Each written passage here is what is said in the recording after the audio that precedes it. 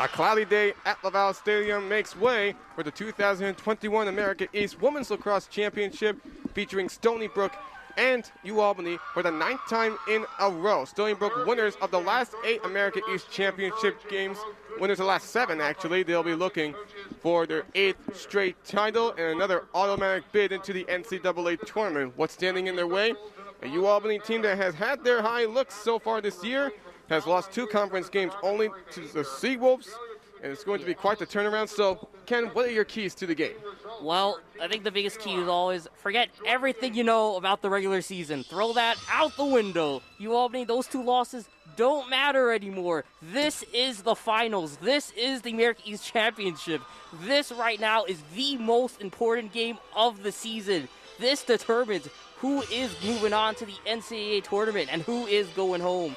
So for Ualbany, again, put all those struggles against Stony Brook aside, put that entire track record history, move it along. The next 60 minutes is about finding their way to the back of the net and stopping Stony Brook. For the Seawolves, it's the same thing against the Great Danes. Put all that success the Seawolves have had on the side. There's absolutely no reason either team should be focusing on past accolades and doing anything other than focusing on what's happening on the field. You got to win the possession, win the draw control battle, win your bouts on defense if you're Stony Brook and Ualbany. When Ualbany's on offense, you want to score, find your way through Cameron Halsall. You saw UMBC attack her left side a lot in that game, forced her out early. You could definitely expect Kendra Harbinger or Kylie Sapolsky to attack there. For the Seawolves, again, that offensive speed run through the Kennedy O'Miller line. Keep feeding them the ball. They're going to find their way through the back of the net, and especially on defense, they got to step up, suppress those star players, and give their offense the ball and kick it out to start off a great transition game.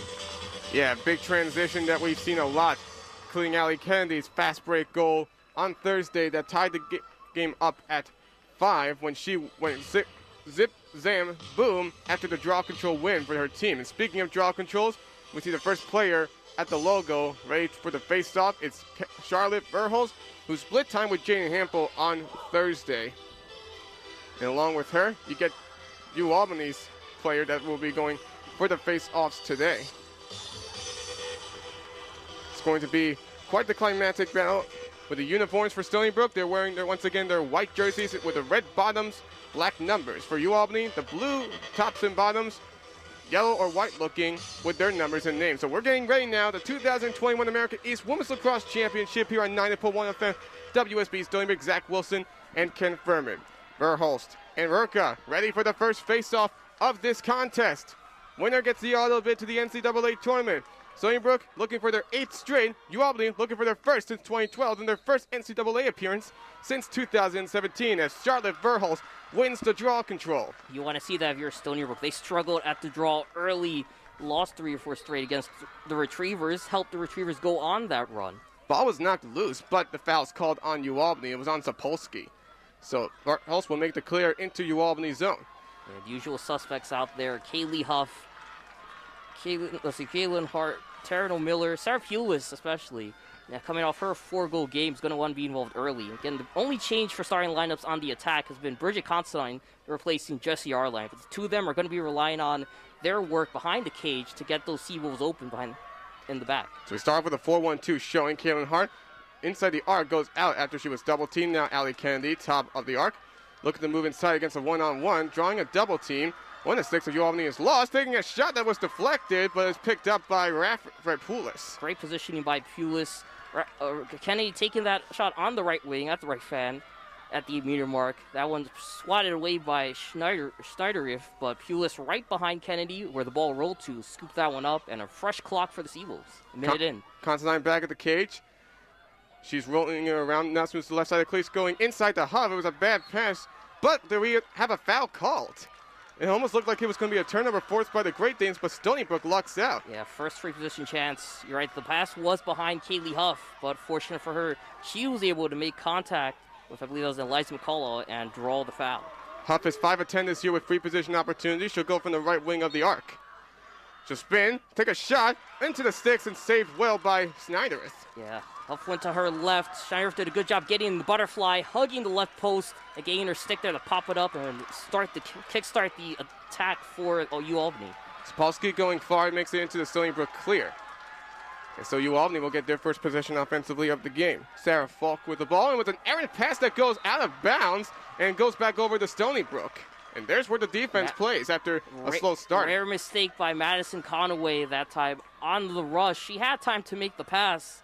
So I believe maybe Caitlin Rurka, but it just rushed it, trying to get the ball over the high stick of the Seawolves defender and just sent some airmail to the backstop. And an unforced error, something you know Coach Roland Thompson does not want to see her team commit too much of, because that's how Stony Brook gets on a run.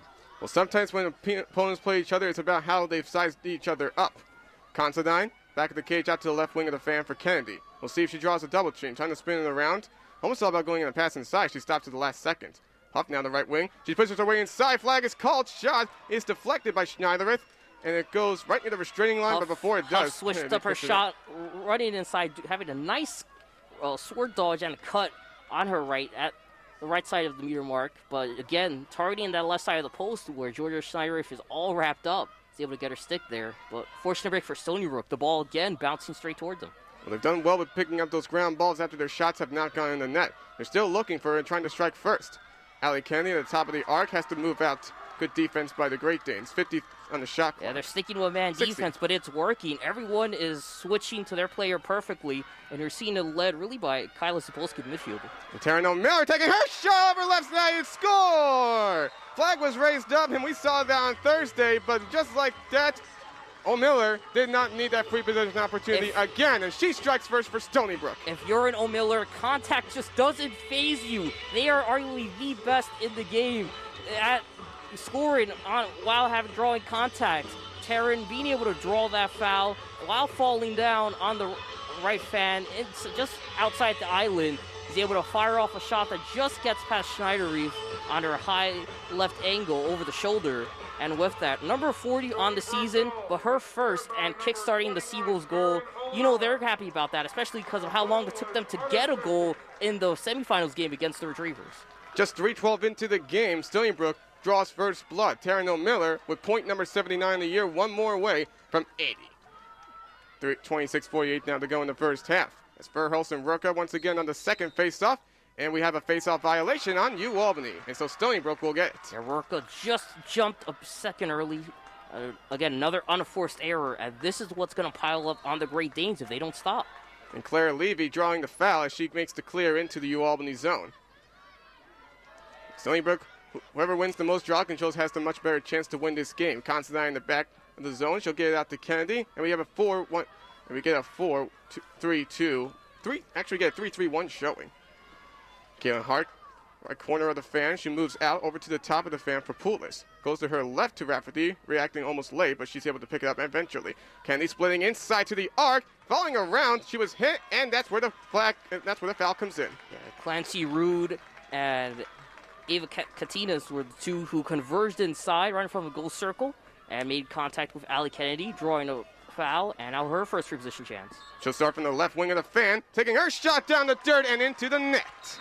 And Allie Kennedy, that is always so successful. She is phenomenal at free position chances. She's the last player you want having a free position shot against you. Perfect against UMBC on Thursday, 3 of 3, getting her first of the afternoon there. And that time she went low, she went far. We saw Schneider hugging that left side of the post, so Kennedy decided, I'm going to go right. Went low, went underneath the knees, and dropped the liner past her feet into the back of the net, and 2 goals in less than a minute for the Seawolves. And along with that, a yellow card was also drawn on the Great Danes, so Kennedy will start the possession for Stony Brook right from the logo. Another impressive performance right there on Allie Kennedy. Not only getting the free position shot, but drawing that 2-minute penalty on Ualbany. So she'll give Stony Brook the ball once again to begin possession. And we have a foul called on the Great Danes. I feel we're going to be saying that a lot, because we've seen that a lot through the first 4 minutes of game time here. And again, those unforced errors, those are the ones that beat your team. This is how Stony Brook thrives. They make their opponents beat themselves before they can even try beating Stony Brook. So what we've seen so far from Stony Brook in these first few minutes as opposed to Thursday is that they've had a lot more possessions offensively. And they're moving the ball well as well. You know, they're getting those passes. You know, those defense was a lot tighter at UMBC. Kelly Kennedy trying to take a long-distance shot, went out of bounds, but Considine was the closest, so that will keep Stony Brook with possession. She went with the sidearm because Kylie Sapolsky switched onto her defensively, and you can see there, Kennedy does not want that matchup against Sapolsky, so she has let that one rip. And Old Miller tried to get a pass over, but was intercepted by the goalie in Schneiderith. That was a great read. Schneiderith, good read, as you said, Zach. Kept her stick up, followed that pass perfectly, and a good save too, because that saved a potential goal. Harbinger trying to work it quick. They got numbers, and there was a move inside the arc for Sarah Falk, but it didn't go where she wanted it to. However, we do have a foul called. Yeah, Zapolsky first was the first player there from the goal circle. She had a pass open to Falk, but Sabella did a good job covering her. Unfortunate break for the Seawolves, though, where Claire Levy called for the foul. Falk will start from the left wing of the arc, trying to give Ualbany their first goal of the game. Also trying to make the improvement from Thursday, and going in the ground and in the net, Sarah Falk able to fool Halsell. Great Danes needed the response. Sarah Falk provides it on the free position chance with the bouncer. Hey, it worked for the Seawolves. Why won't it work for the Great Danes? Going to her right side, just dropping it before Ali Kennedy to get there to stick check Falk. And that one going past the legs of Halsell. And we talked a lot about Stony Brook's success on the free position chance, but the Great Danes performing just as well. 45 of 89, just over 50% shooting on the season from free position opportunities. It was tough for Stony Brook offensively because they could have been a little more careful since they still had that player up opportunity. They could have used a little more time to try and work on a move since they were having the advantage. So like that, Ualbany has cut the deficit in half. It's a 2-1 lead now for Stony Brook with 24:55 left to go in the first half. Also, that was Ualbany's first shot of the game, coming in at just after 5 minutes. So A, credit to defense for how well they've limited the key attackers for the Great Danes starting out this contest. It's all because the draw controls have been pretty interesting here to start off this game, as Stony Brook has 3 draw control wins, make it 4, as Verhulst wins it again. Yeah, Verhulst got her stick all over that one. Just played it perfectly, pushed it with her pocket, which I think was most impressive. Sapolsky had no clue where the ball went, and Verhulst just pushed that one to the ground. Verhulst was getting pressured, however, she is able to draw the penalty, and that was big, because she was really getting pressured and couldn't find anybody, and she's not really the one you would expect to play in the Ualbany zone most often. But it's still a great defensive challenge by the Great Danes, having McCall and Harbinger, two of them just double team Verhulst to try to force a turnover. But, Verhulst, especially in practice, Coach Spalina really keys in on it playing perfect at midfield. Sarah Pools will go to the back of the cage for Considine. Considine moving to the left of the crease. She's moving back out now. She'll have to go out to Kennedy left wing. Fan. Stony Brook will reset Rafferty with it, looking for her first goal after she didn't have any on Thursday. Poulos now looking to creep inside, moves to the back of the cage over to Considine, trying to draw one-on-one. She'll have to move out. Another good defense by Ualbany. Ali Kennedy pushing inside the arc, getting flailed around, and another penalty. Ali Kennedy once again drawing that. The entire Great Danes defense converged onto Kennedy as she was cutting up the middle inside, and Zapolsky was the one who made contact with her stick on the body of Kennedy. So she'll do another free position opportunity, going straight down against Schneiderith. She was successful on her last attempt, and she is successful on this one too. That's an impressive goal because A, she connected up top, but B, she was actually beat on the run by Harbinger and Sapolsky, and the two of them actually got their sticks up and formed an X in front of Kennedy. Didn't matter. She shot over the stick interference attempt and still made the shot. An incredible goal, and 6 minutes in, Kennedy already with 2 goals. She is starting off hot. 2 goals already for number 30, and you can't expect anything more for as she is coming off a career performance by tying her career high with 7 goals on Thursday against the Retrievers. UMBC really forced them into that corner, but then that just only forced Stony Brook to strike back hard and use their full potential. And let's not forget, there's 5 straight goals in postseason play coming from the free position shot for Ali Kennedy. I mean, she's the best in the conference at that opportunity. So Verhulst and Rook on the face-off. Both of them face right next to each other, facing the Ualbany zone. It goes up in the air, and the draw control is won by Rude. Clancy Rude, the co-defensive player of the year in the America East, able to win Ualbany's first draw control. So They're trailing 3-1 with 23:44 to go in the first half. Yeah, Ruth's so good at just getting to the ball, whether it's draw control battles, whether it's scooping up ground balls, forcing turnovers. She really does it all at the midfield and defensive end. So now we got Harbinger left wing. Let's see what the Harbinger doing is capable of working up. Should go out to her right. She's finding Julia Imbo, the transfer from Coastal Carolina. Fire across field over to one of her Great Danes, and now Harbinger now has a left wing. Being tailed by Levy, she'll have to force it out to the right for Imbo. Imbo trying to move it inside, have to go out to the back of the cage instead for Pascal, the Rookie of the Year in the America East. Pascal getting a pass inside, it was batted down, and another penalty on Stony Brook. Yeah, Levy just a second too early, but Reina Sabella, Kaylee Huff, and Levy all in the vicinity to knock down that pass into Falk, but Levy just made contact with her stick. Another free position chance for the Great Danes to be their second shot opportunity of the game. They're pretty much careful, and also able to deflect this one, this time in Dagnan, trying to pick up the loose ball and getting tailed around with. It's still loose, and it's eventually picked up by the Great Danes. Yeah, on the block, though, also able to get her stick down, as that was another low shot. She was able to read that one and just get it out in time and bat it away to her right side. Kendra Harbinger out to the left wing now for Sapolsky. She'll go to the top for Pascal. Pascal sees Imbo to her right. She'll keep it herself, getting double teamed. Trying to push it inside the arc. She cannot. She has to move around to the back of the cage. Julia Markey doing a good job going around the island, doing a good job on the right wing, and then coming through on the left, going from single to double coverage there. Foul on Stony Brook, but it's not a free position opportunity as Falk will start from the back of the cage. Sapolsky over to back to Pascal. On the left corner of the fan, going inside over to one of the retrievers for Conway. It was a deflection on Halsell, but stays with the Great Danes. Yeah, and that one just a bit high, I think. That one sailing over everyone, but I think they had Halsell beat there. Just nowhere to go with Halsell protecting the top part of the cage. Harbinger with the ball, going inside over to Zapolsky. Almost had a clear shot, but was well guarded by Stony Brook. Shot to force it out. Good defense by the Seawolves. And 30 seconds left. A lot of time to work with here. Imbo with the ball to Falk, and she almost had a clear angle inside, but she was double teamed too. Yeah, the Seawolves are giving them room 3 yards out before ultimately converging their defenders in and forcing turnovers. Conway's pass intercepted by the other co-defensive player of the year, Reina Sabella. And Stony Brook looking sharp defensively to start off this game despite allowing a free position goal. That was a big defensive drive for them, defensive performance, because the Great Danes had a lot of passes, a lot of clean passes. They just didn't have a lot of clean looks. You know, they had the room, the opportunity to shoot, but immediately Reina Sabella or Julia Markey would come in and prevent the shot from coming up, as they didn't even try to stick check. They just got their sticks up and didn't give the Great Danes a clear path to take a shot. So good job by them, and that's what it's going to take to beat this Great Danes team. Like Stony Brook, they're not afraid of firing off a lot of shots. Constantine back of the cage, moving to the left inside the arc, had the ball stripped away, and it's picked up by one of the Great Danes. And it's over to Harbinger. And that was Ava Katinas with the caused turnover. Claire Levy tailing Harbinger won't make it easy for her to try and get some numbers. She spins away from her, but is still being tailed. Seawolves with an advantage, though, 5-on-3. Ualbany has some numbers, and we have a knocked ball.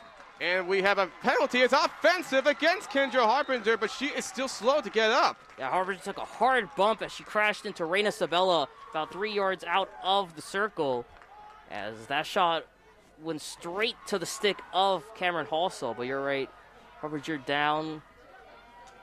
Well, this had to be the game defensively that Cameron Halsell needed to be improved, needs to make the improvements, and she has proven that so far. She has immediately with a couple of saves, couple key ones as well, as the Great Danes have taken 4 shots here in the last 6 minutes. It's been very impressive for Stony Brook and how Cameron Halsell wants to make herself look like that shining player as a junior goalie. Yeah, well, she's had an interesting season, a lot more ups than downs, and really her only downs were against, the top 2 ranked teams in the country at the time with UNC and Syracuse.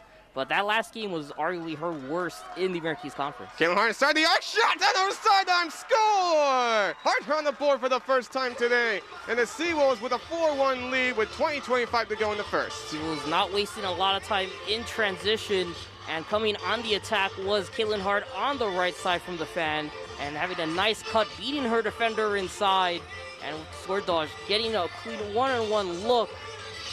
As we saw, she was able to just fly by Mackenzie Beam, the sophomore defenseman, and that is not a fun matchup to be assigned to in Kaylin Hart, because she can score in so many ways, in so many different angles. This time she opts with the sidearm, connecting up the middle of the net, finding its way past Schneider-Reeve. Stony Brook with a 4-1 lead, 9 minutes and 45 seconds into this first period. Well, they are looking really sharp against Ualbany here in the first 10 minutes of the first half, and they look to keep that swing going. Been back-to-back goals by the Seawolves to try and earn their way into the NCAA tournament as the champions of the American East. They'd rather have that than be the at-large bid. They'll probably be in either way, but it matters to them to get this win in order to get probably a top 8 seed. And what's been interesting so far is they've been running again through their main playmakers. It's been Allie Kennedy with a pair of goals. Terrell Miller started off the scoring, and now Kaylin Hart, who are arguably the 3 best goal scorers for Stony Brook. Number 1, and number 2, again, none of these passes have been assisted on. You got 2 free position chances, and then Taryn O'Miller made the play herself. So these girls are going out there and creating opportunities and capitalizing on it. Ualbany wins the draw control thanks to Katie Pascal.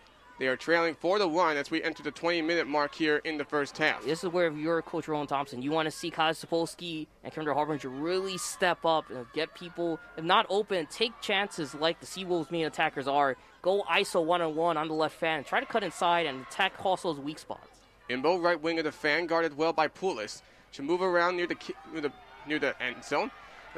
And she'll work it out back to the right wing of the fan. Poulis is still trailing her, has to go out to near the back of the cage. Great Danes have been working a lot past goal line extended. Just not a lot of room there. It forced it to make so many cross-field passes. And Harbinger, the pass to Falk was nearly, and it was almost like some sort of cross-check. Julia Markey called for the foul. Ualbany will keep it, but with 33 on the shot clock. Falk looking for somebody inside the arc, can't find anybody.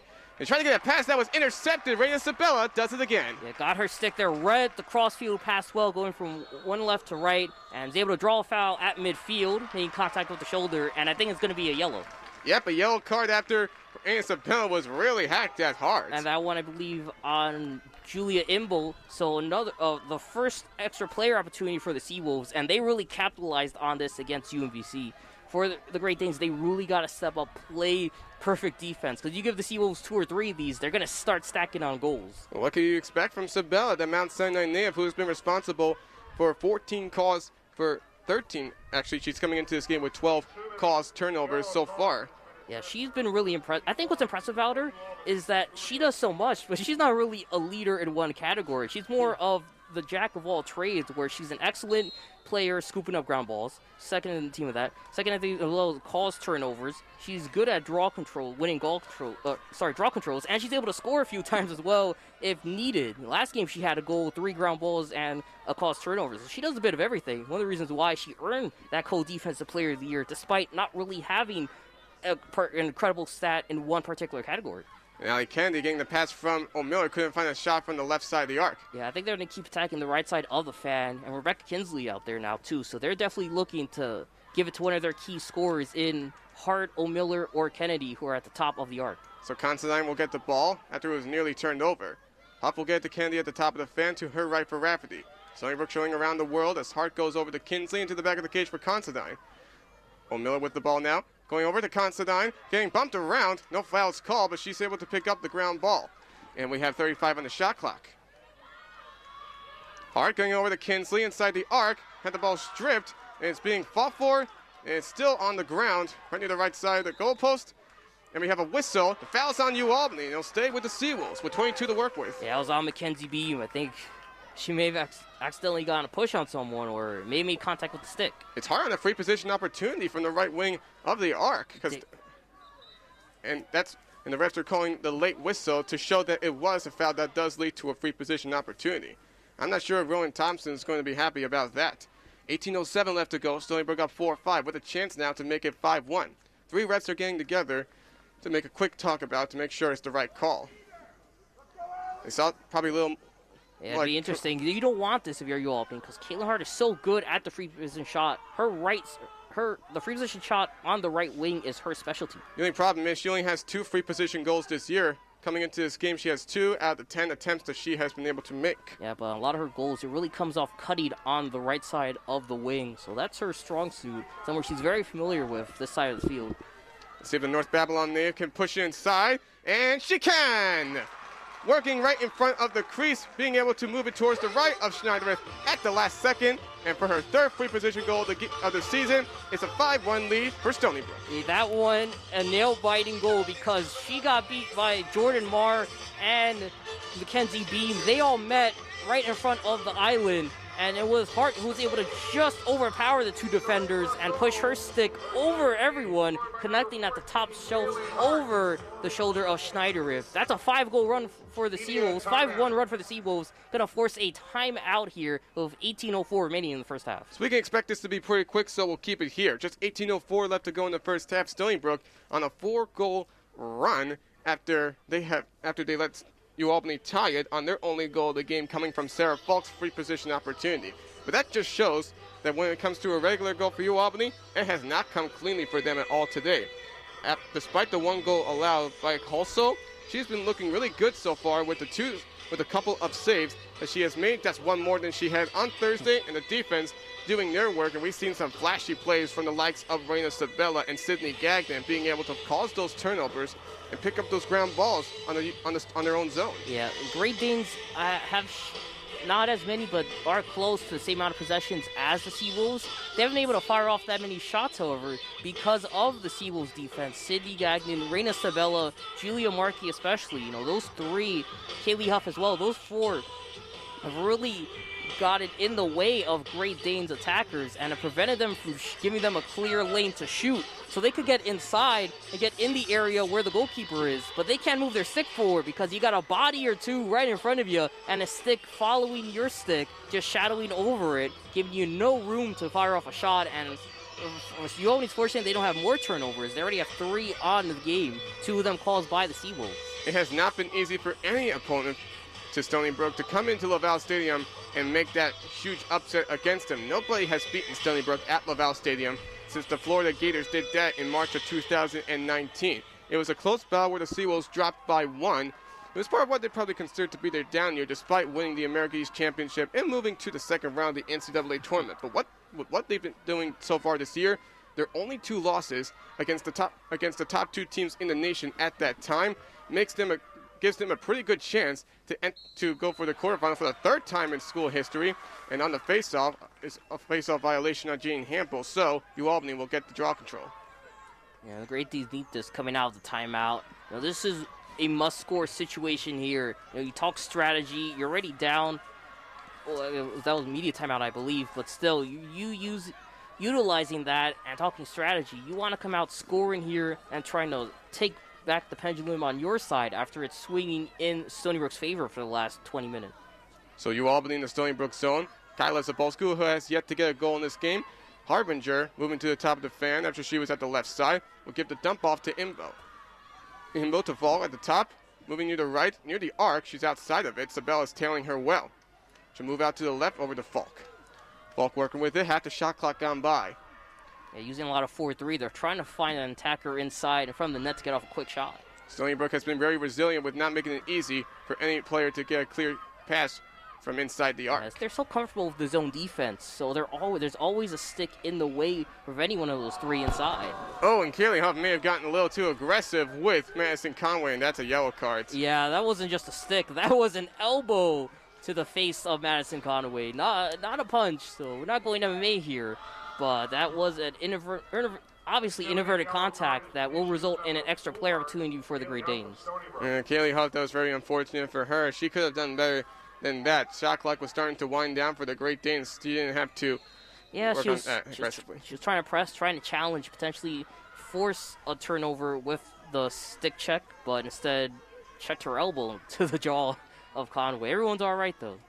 Stony Brook a player down. Let's see what they can work with as is a player up for the Great Danes. Resets the shot clock as well. And Zapolsky tried to get that pass. It was Aaron and goes into the stick of Cameron Halso. So Stony Brook didn't need to worry too much about being a player down because that's what happens. Yeah, Zapolsky trying to catch it right in front of Halso in front of the goal circle, but unable to do so. As a turnover here as Halso is out of the net for now. Sarah Falk going for her shot, being able to take advantage of the turnover on Julia Markey, and so Ualbany gets the goal. Yeah, Halso was slowly getting back to the net as I believe the Great Dane was charging on in off the turnover, and it was Falk with the extra player opportunity who just fired off a shot beneath the unset legs of Hallsaw to get the score. And that's a break for the Great Danes, because Stony Brook committed or forced a good turnover and committed a really bad turnover at their own zone. So you right now have the catalyst in Sarah Falk doing some damage for the Great Danes to keep them in this game. 16-19 now left to go in the first half. Ualbany has cut it to a 5-2 lead for Stony Brook. And Cameron Falk's someone who, is always someone who could be potential to score 27. Sarah Falk, has potential to score 27 goals on the season. That's 4th on the team and has a shooting percentage of just under 48%.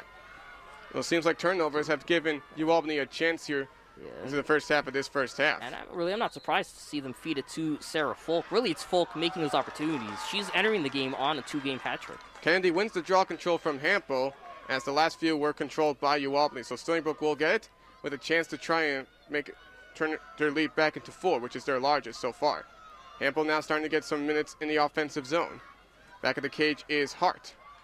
Hart moving toward the right side of the crease, trying to push her way inside. Cannot do that. She has Poulis now. Poulis, she'll move to the back of the cage with Considine, and it's intercepted. A last-second reaction by Jordan Marr.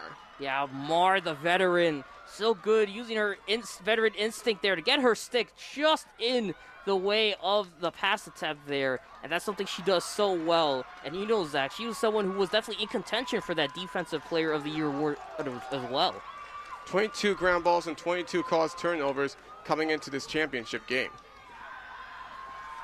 So Albany now looks like they have some chance to build up some momentum, but they need to get a goal off of it. And an errant pass to Harbinger that goes out of bounds. So Harbinger was not set. They were at the goal line extended all the way out on the left side of the wing, but she was just getting to the area as the pass came on in, as Pascal with the ugly pass sailing over the stick of Harbinger. And Stony Brook going to try to clear this one out. And they're able to do that. Sabella gets into the Ualbany zone to Kaylee Huff.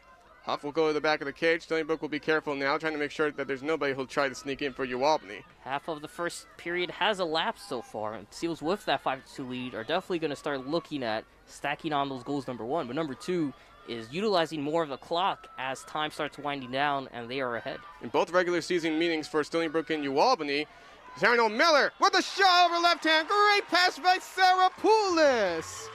I was just about to talk about what happened at halftime in the last two regular season meetings, but hold up on a second. Taryn Miller, with her second goal of the game, puts Stony Brook back up by 4. And Taryn Miller keeping up the hot streak, and you're right, a great pass on the outside of the wing by Poulis. Poulis really having an impressive 2021 campaign. So good scoring, but really her playmaking ability has improved overall. Great read, finding O'Miller, beating her two interior defensewomen, and cutting O'Miller, cutting up and shooting over the shoulder of Schneiderreef, making this a 6-2 game.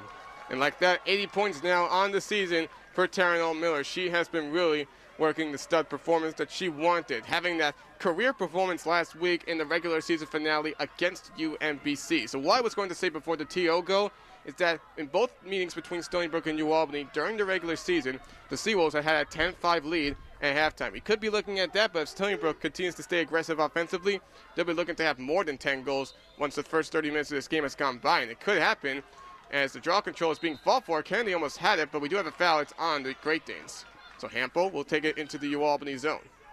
Kaylee Huff will get over to Kennedy. Nobody guarding her. She'll go inside the arc, but she gets triple teamed, and she'll have to move it out. Yeah, a nice sword dodge attempt by her, but defense by Rurka, not letting her go. Almost called the Great Dane sleeping, though. Having no one guarding Kennedy is a dangerous recipe to be cooking with. It was a good call on Kennedy. She was triple teamed. She did not want to take the chance. As Hart moving inside the arc gets riled around, and we do have the whistle. Yeah, they let Hart sneak inside as she cut from the edge of the right wing towards the middle, and it was Harbinger who got her stick on Hart, but made too much contact with shoulder, dropped her down, and another free position chance for her. She'll go from the right wing of the arc. She had one before. Can she do it again? It was deflected at the last second, but it is picked up by Kennedy, so Stony Brook will keep it. Yeah, again, two Great Dane defenders in Rude and Sapolsky coming in, making contact with the shot, and just enough for Schneiderreef to poke that one away from the back of the net. So Kennedy will get it from the back of the cage, gets the pass over, and a really hard hit. Yeah, that's a hard check. I think that may have been Constantine who may have been hit hard. Yeah, that one by Jordan Marr, the graduate. That has to be, I think that should be a yellow card. I mean, I don't know if they said that yet, but either way, it was inside the arc, so that should mean a free position opportunity coming up. No yellow here, but a free position chance for Constantine, who took a hard bump to the ground, readjusting her headgear. Constantine coming into this contest 5 of 10 on free position goals. She'll go from the left wing of the arc. We'll see if she tries to use her speed. She will. Shot and score. Sidearm. Constantine on the board for the first time today. And the Seawolves extend their lead. They now lead 7-2, 13:40 to go in the first. And that was probably the farthest shot taken by a Seawolf who scored in this one. That one was about 10 yards out of goal. Constantine only took a step or two from the 8-meter mark, but didn't need any more with the sidearm. Caught Schneider reach into her right side, or rather to her right side. So Constantine went to her right with the shot and left the complete left side of the net wide open, getting that goal. 7-2 lead for the Seawolves. 13:40 left to go in this first period. They have been looking really good so far throughout the first half of this first half, as opposed to what happened the last time they met up in All State in the Empire State when Ualbany had that 3-0 lead with 15 minutes gone by in the first half, but then Stony Brook really may start to rain fire. And I think most impressively, 0 of these 9 goals combined have come off assist. It's been Sarah Folk getting it done for the Seawolves, for the Great Danes, and it's been Hart, O'Miller, and Kennedy, and now Constantine with the scoring for Stony Brook. And we have, in the left row await whistle, looks like it was going to be a green card, I believe it is. I know it was a card drawn up, so either way, Stony Brook does get possession. Yep, it is the... It must have been a delay of game, so Kennedy will get the ball at the logo to begin possession. Yeah, I believe Great Danes may have had an extra player, or we see for sure that it was on Kaylin Rurka who's serving it. I don't know if it was an extra player or words were exchanged, but either way, the Great Danes not happy, and Coach Rowan Thompson chatting with her team, trying to get them refocused at the game and getting a big stop here. Well, this is all part of the Seawolves' 53-game conference winning streak, the best conference winning streak in the nation after Oklahoma in softball had their conference winning streak snapped by 9th-ranked Oklahoma State yesterday. So Kennedy, it's going to be tough for her to make the clear, and she's getting rattled around, but not too much for a whistle. She does get the clear. And we do have another timeout called. I think this one is on Joe Spolina to make sure that they can keep the momentum going. So, we're going to take a quick break as well. 13:28 left to go with the Seawolves calling their first timeout of the game. It's a 7-2 lead for Stony Brook here in the 2021 America East Women's Lacrosse Championship. Zach WIlson, Ken Fermin on the call on 90.1 FM, WUSB Stony Brook. Let's head to Matt in the studio for our first game break. Okay, guys, the news is not good. For starters, well, Vermont, we'll start with them. They claimed their first America East Championship. They beat Albany 15-10.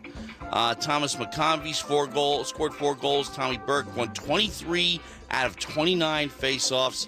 They await Selection Sunday. Now, also turning to softball, we're in the bottom of the 7th and 2 out. UMBC a 4-1 lead over Stony Brook, so they could end up clinching home field for the America East tournament coming up this week. On the flip side, on the other side of the field, literally, the baseball team is in the top of the 8th inning. I guess they're going to do play the 9-inning game first.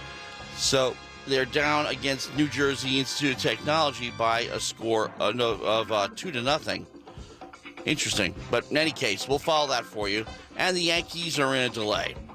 And the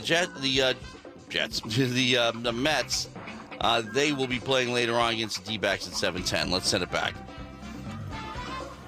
Thanks, Matt. So, we understand that there are some problems with the other sports team for Stony Brook, but at least we got this team to say that is really not showing any signs of pressure. They have a 7-2 lead. Are living up to their name. You know, they are the most dangerous team in the conference, and they're showing it. 12-2 the score, 12-5 the shot difference for Stony Brook and the Great Danes. 9 of the 12 shots by the Seawolves are on goal as well. They've really drawn a lot of fouls, capitalizing on them on free position chances.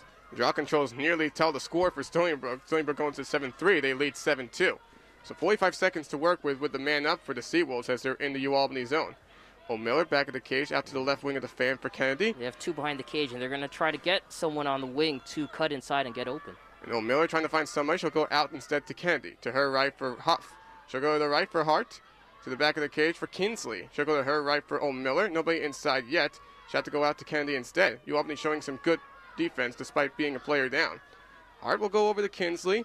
Back to the back of the cage for O'Miller. Trying to set up a pass shot to go sidewind over to Kennedy, top of the fan. 10 seconds left to work with the player up. 42 on the shot clock. O'Miller looking for somebody available in the back of the cage. There's nobody available. She's getting worked out good. She'll have to go out to Kennedy. She'll have to switch it around out to Morgan Mitchell. Even strength here.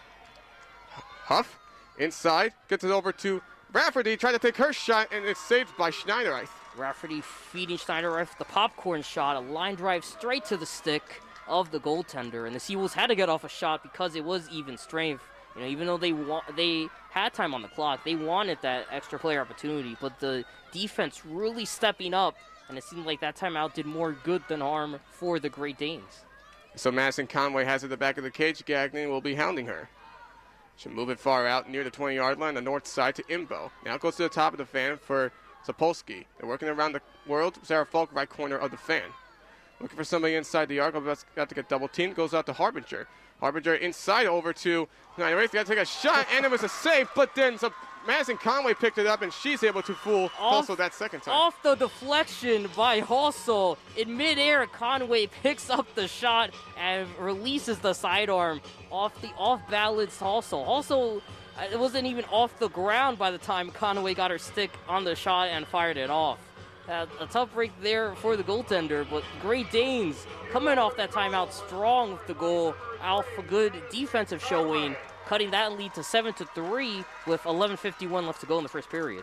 Well, I think also on that first save, she would have wanted it to go completely into her net, so she wouldn't have to worry about getting deflected. Right. Yeah, obviously as the goalie, you know, you wish every shot goes in the pocket, but it's so tough, especially at all these angles that the Great Danes and Seawolf players are so good at utilizing. So that time the shot just wide, and Hossel had success earlier, popping shots off her stick and getting it to a Seawolves player. That time, though, Conway played it perfectly. Right place, right time, right score. Ualbany did everything right after that Joe Spallina timeout. Schneiderreich being able to get that save off a shot by Siobhan Rafferty, and then getting a goal of their own. And now they win the draw control, and actually no, and we do have a whistle. They're calling it on Stony Brook. Yeah, they're going to call it on Huff. Made contact with, I believe, Imbo. It looks like Ualbany may have a chance here now, so they're starting to work on something. Getting that goal. We'll see if they can try and go back-to-back. 11:30 left to go. Stony Brook leading 7-3 here in the 2021 America East Women's Lacrosse Championship. Zach WIlson and Ken Fermin, thank you for spending your day with us here on 90.1 FM WUSB Stony Brook. Julia Imbo with the ball. At the top of the fan, now she'll go to the left for Harbinger. It's actually Sapolsky. She'll go to her right for Conway. She'll move to the top now. Goes out to her left now for Falk. Sarah Falk with the ball. Looking for somebody inside. No clear hole inside the arc. She'll get the dump out instead. Out to the left, she'll go to Harbinger. Harbinger moved to the top. Changing direction. Nowhere to go. Half the shot clock gone by. Sapolsky now at the top. Move over now to the right, she'll go. Finds Conway. Conway about to get double team, works out of it. Moving out to the left for Falk. Falk moving to the top, goes back to the right for Imbo. No clear good shots yet for the Great Danes. Good defense by Stony Brook. Harbinger with 27 to work with. They're going to the left, and this pass is intercepted by Allie Kennedy, and she's tripped. Good read by Kennedy at the left wing of the arc, intercepting that pass that was headed towards Sapolsky. The Great Danes really working on the outside. Kennedy, the veteran, read that one well, was able to force the turnover and push the clear for the Seawolves. And it looked like there could have been a chance for Ualbany to capture some momentum, but Stony Brook halts it as Kennedy was able to pick up that interception. You got two really good defenses and a nationally ranked defense in the Seawolves, who, again, are so good, especially at the zone defense, where you're always going to have a player in the line of fire. So you're not going to get many easy looks, if any easy looks, just coming into the zone. You really got to create your scoring opportunities. And it hasn't been for a lack of trying for the Great Danes. The Seawolves have just been better off defensively. Stony Brook showing 4-2-1. O'Miller in the back of the cage. Can't find anybody inside the arc. She'll take it herself, try to get the shot, and it's a good save by Schneiderreich again. Yeah, 10 minutes, 9:30 remaining here in the first period. O'Miller firing off that shot. Really, the only other look she had was Considine at the opposite side of the cage. But Considine was more in a passing set than she was in the shooting formation. And Ualbany really trying to rack up those saves because of Schneider, right? She has 4 so far today, while Halsall has 3. So Ualbany will work with it again offensively. 9:10 left to go. Still a 7-3 lead for Stony Brook. Last goal scored by Madison Conway for the Great Danes. Ualbany working with it. Harbinger left wing of the fan. Levy will be guarding her. Harbinger looking to set it up. She'll move over to the right now for Imbo. Imbo to the back of the cage. She'll go for Conway. Trying to spin around against Gagnon. She can't get inside the arc. Trying to find somebody available. She'll go crossfield over to Harbinger.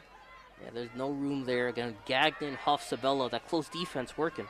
And Harbinger tried to take a shot. It was deflected at the last second. Yeah. She's able to pick it up. Gagnon put her body there. As I said, these players, they're giving them no breathing room. That shot deflecting off the shoulder of Gagnon. Because of that, the shot clock didn't reset. It's at 15.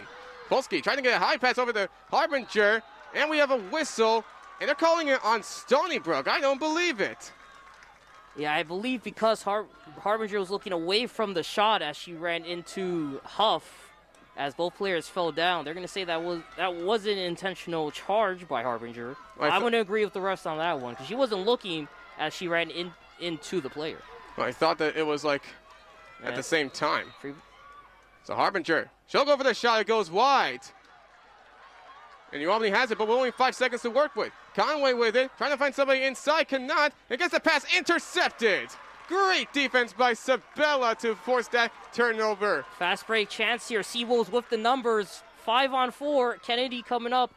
Kennedy, Atchitella to Considine. She gets rattled and has to go out to Poulis. She's moving inside the arc, trying to fire for the shot, and she scores! Before Ualbany had 1 more second to regroup, Poulis is able to catch them off guard. She gets her first goal of the game. So dangerous when Stony Brook has the numbers advantage and capitalizes on it. Considine actually was going to take the shot at the left side of the 8-meter mark, but a defender got in her way, so she turned to a cutting Sarah Pulis, cutting up the middle of the fan. She actually hesitated, faked her first shot, and fooled the oncoming defender, and she just forced an overhand shot over the shoulder of Schneider-Reeve, making this an 8-3 game with 7:52 remaining and another media timeout. And now the timeout was called by Ualbany, so even though it looked like Ualbany did have a good chance with some defense out of that Joe Spallina timeout, Stony Brook was able to keep it close as both teams was able to score, each one getting a goal between Spallina's timeout and Thompson's timeout. Media timeout, so Thompson still with her 3 for the game.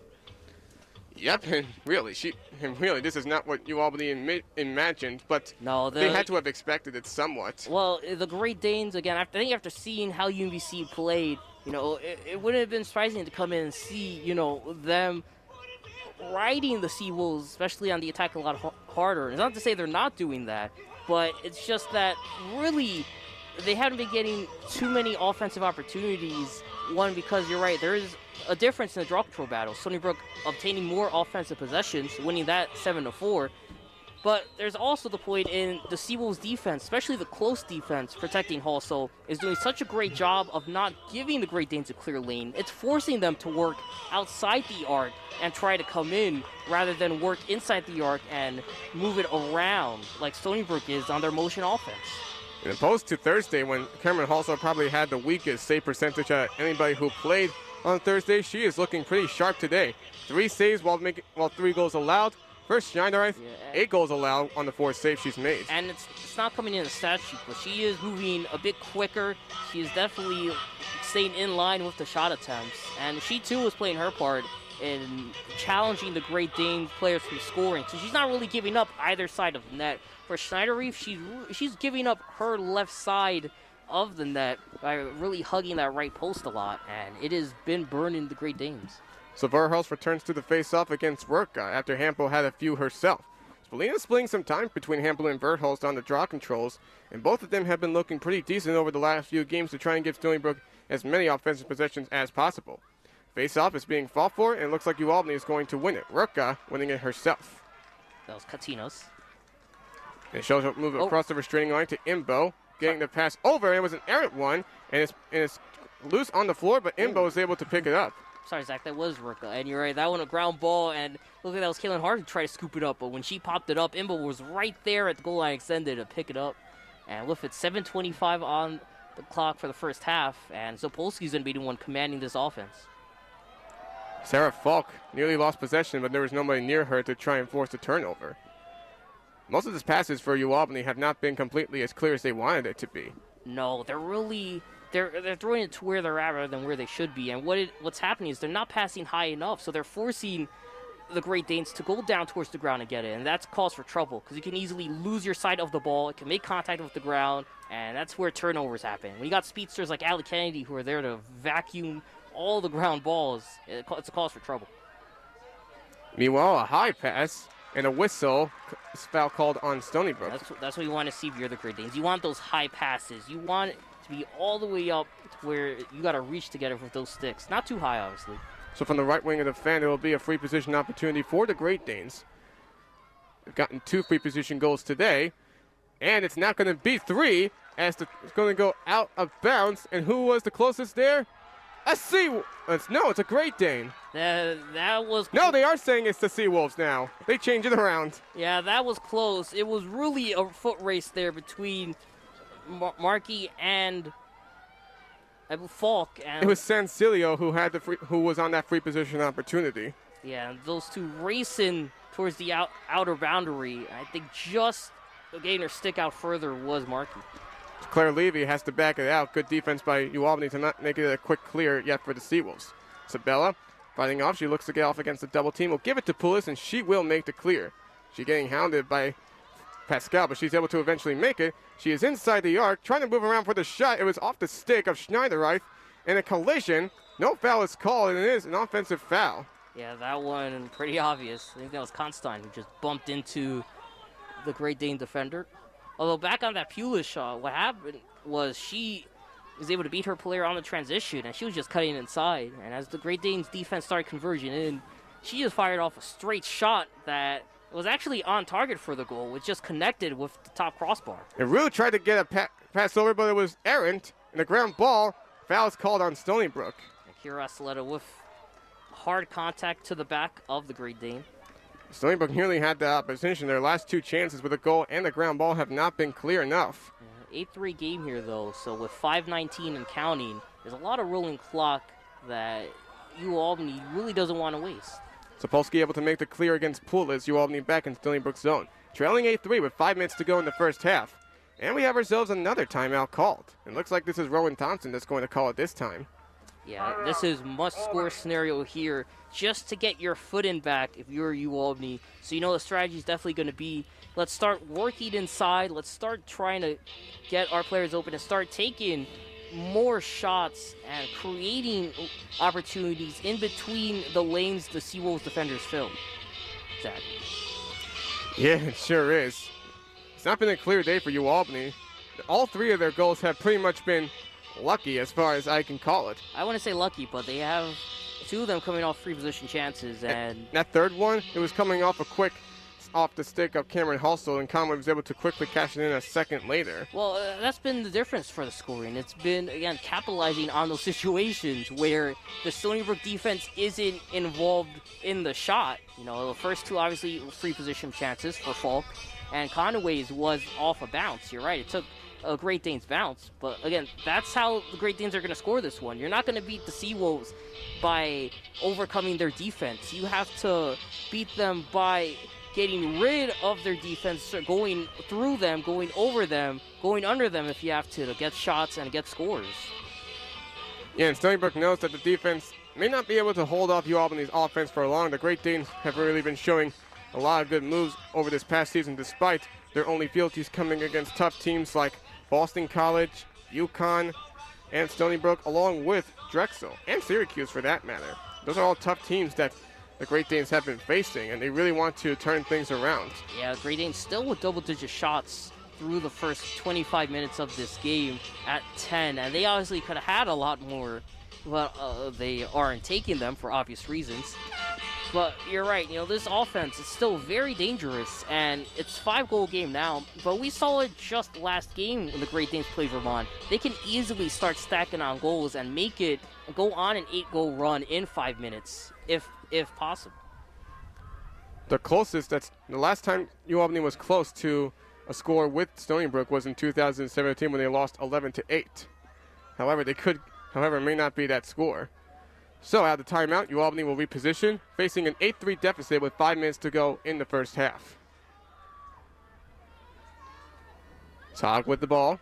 Along the right wing of the fan, shot the dish out to the top for Imbo. Julia Imbo going to the left now for Falk. Falk thought about Pascal, but she was well guarded. She's going to Imbo, trying to change direction on Huff. Shot to move it out to the right instead. Back to Imbo. And we have Sapolsky trying to take a shot, and she fell down. Foul's called. Yeah, that one on Huff again. Huff trying to draw the charge on Sapolsky in front of the goal circle. But Sapolsky with her back to Huff as she was turning around to get a shot off. Made contact. So free position chance for her. And for the Great Danes, this has been their primary way of scoring today. Stony Brook's got to be more careful. Sapolsky, and we have a whistle, and I think refs may have did it inadvertently or something since Sapolsky moved, so she'll have to go back again. Yeah, inadvertent whistle. Sapolsky was ready. She's 8 for 21 this year on free position opportunities. She'll go for the shot, and it goes in through the dirt. Sapolsky that time targeting the bottom of the net, and good awareness because Allie Kennedy raced with her to get there in front of the circle. Kennedy though kept her stick up. That forced Sapolsky to fire off a low shot underneath the knees, and it's still connecting, just nipping the bottom right edge of that net, making this a 4-goal game with 4:33 to go. That's what the Great Danes needed. They now cut it to 4. They have half the goals that Stony Brook does with 4:33 to go in the first half. And not only that, but especially waking up the stick of Kyla Sapolsky. You want to get back in this game, that's how you do it. First team all-conference for a reason. Had 4 goals, 3 ground balls against Vermont, and a couple seasons ago was the team leader in goals and points. 50 goals this season, ranks her top 20th in the nation. Stony Brook knows full well they're going to have to keep their starters out there for longer than they would have anticipated. Probably a full 60 minutes in this situation. Yeah, this is championship lacrosse, though. You live for this. The momentum is there full on. There is no single game wear and tear on any of these players. They are going to pull through for the next 35 or so minutes remaining. And we have a whistle called, and it looked like Stony Brook was just about to get it, but the refs are going to say that they're going to have to do it again. Stony Brook probably would have wanted that one back unless they can win this draw control. For Holst and Roca, set well at the logo.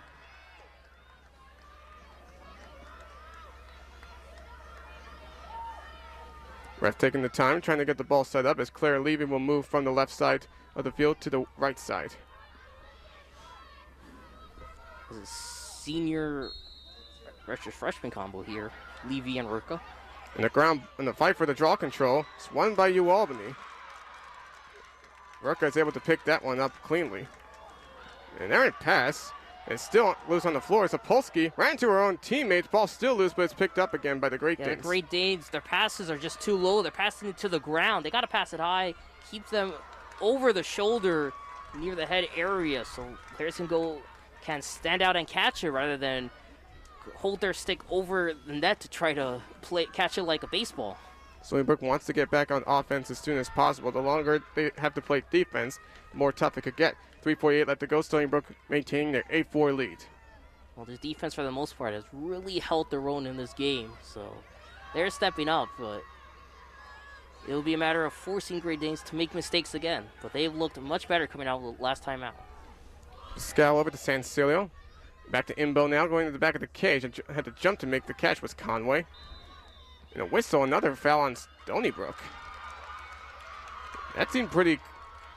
I don't know about that call. Yeah, it looked like that may have been on Sapolsky. Not sure which Seawolf, but it happened away from the ball, so it's going to give Sapolsky another free position opportunity, this time at the left wing. Seem to be calling a lot of fouls like that on Stony Brook. And Sapolsky can't get the shot, and it's saved well by Halsell. That's what she needed the most. Yeah, she went straight to where she scored last time, the bottom right part of the net. Halsell, though, well aware of that, got her leg and her stick down, prohibited the ball from crossing the goal line, and as a result, still keeping this one an 8-4 game. Halsell, another key save. Also knows how close this game is, and she's going to have to work better at it. She's looking pretty good today so far, as opposed to Thursday, when she didn't have a decent game. That's her 4th save of the game, along with the 4 goals that she has allowed. For Halsell, rarely again having bad games. Her goal allow average is at 9.4, which is top 10 nationally, and her save percentage of 46% ranks among the 30 best in the United States. Well, Miller in the back of the cage with Considine now. Moves her out. Considine is open. She is inside the arc, trying to switch it around. Can't get a shot. She is hard hit, and we do have the foul. Yeah, Considine had the open shot. Should have taken it, cutting across the right side of the wing. Should have fired off a quick shot. Instead hesitated, and that allowed a trio of Great Danes defenders, including Mackenzie Beam, to converge in. Fortunate for her, Considine kept her stick close and was able to draw contact off, I believe, Beam and get the foul. Considine has a goal so far today. It was off that free position opportunity a little while ago. She'll do it here with 2:26 in the first half. Considine will just back it out, won't take the chance. Yeah, I don't blame her. The defense has been stepping up and matching the speed of the Stony Brook attackers. And Allie Kennedy going inside the arc and gets her shot from the lower left-hand side. Kennedy with a hat trick. It's 9-4 Stony Brook. And Kennedy with a great cut at the outside of the fan to create that shot. Working it outside, a banana cut and cutting up through the middle, firing a shot towards the ground, past the legs of Schneider-Reef. Kennedy again with another hat trick now, goal number 62 of the season, and more importantly, re-extends the Seawolves lead to 5 with 2:18 remaining in the first period.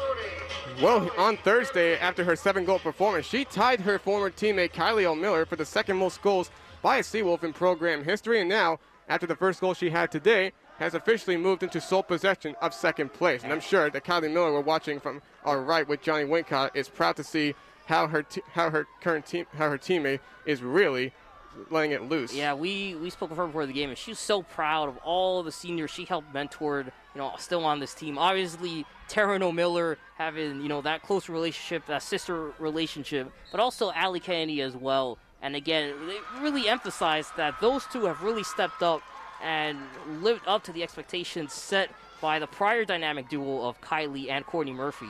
And that time, Kennedy with a big goal to not only get the hat trick, but give the Seawolves a bigger lead with 2 minutes to go. Okay, Futia won the face-off, the draw control for Ualbany, and they'll have possession with just 2:01 left to go. Ualbany's still down by 5. That's their largest deficit of this game. Stony Brook trying to keep ground close to double digits. Could have a chance to just get one more possession offensively before halftime with enough time. Could be once again seeing a 10-5 lead for the Seawolves after 30 minutes for the 3rd time this year.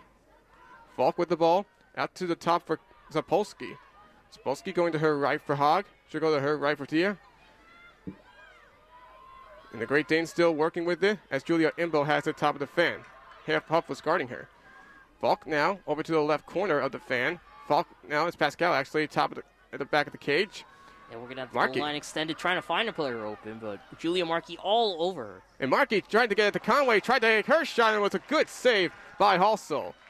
He was going to move fast here. Also, 20-yard pass to Kennedy. She's going to push this in transition. Shot clock is off, and Allie Kennedy making the clear and drawing the foul. So, the Seawolves can hold on to possession of this for the remainder of the first half. It's a great look by Stony Brook.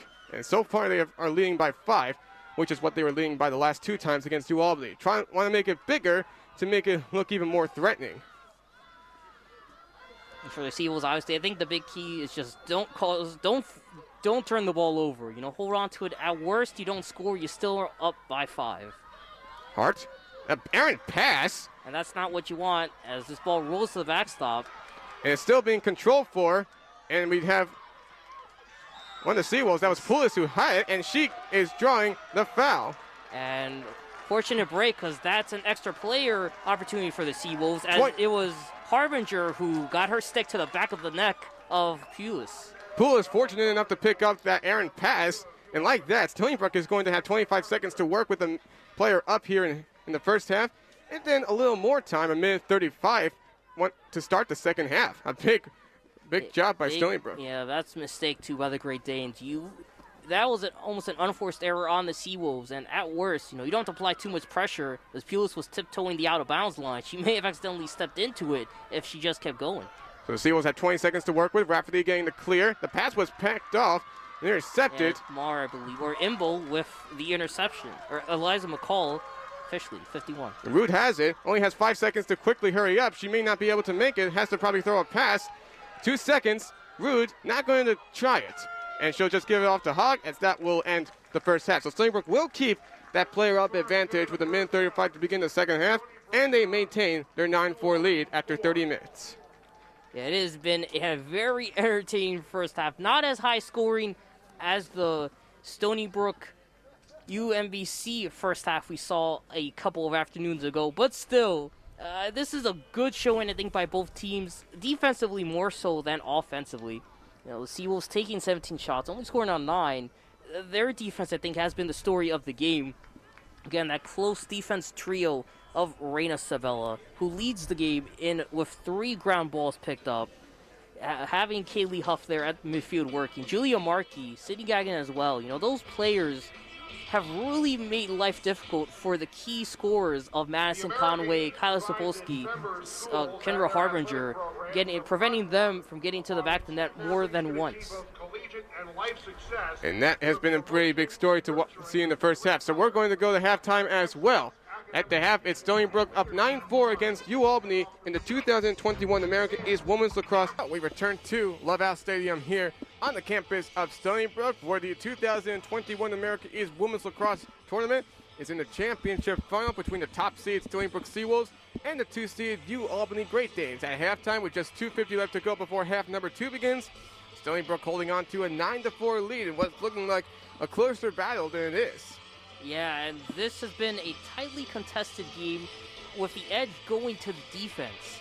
And it has been a game, again, really for both these defenses where there easily could have been a lot more score and a lot more shooting. We saw it in the semifinals games for both teams. Okay, they were both well over the 20s, Albany just around there this time 2 days ago.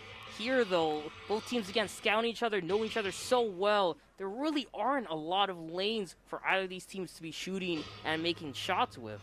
So with that, you have both teams, they're at 13 and 17 respectfully, but at the same time, there's clearly a lot more offensively they can show. They're just not able to by good defense.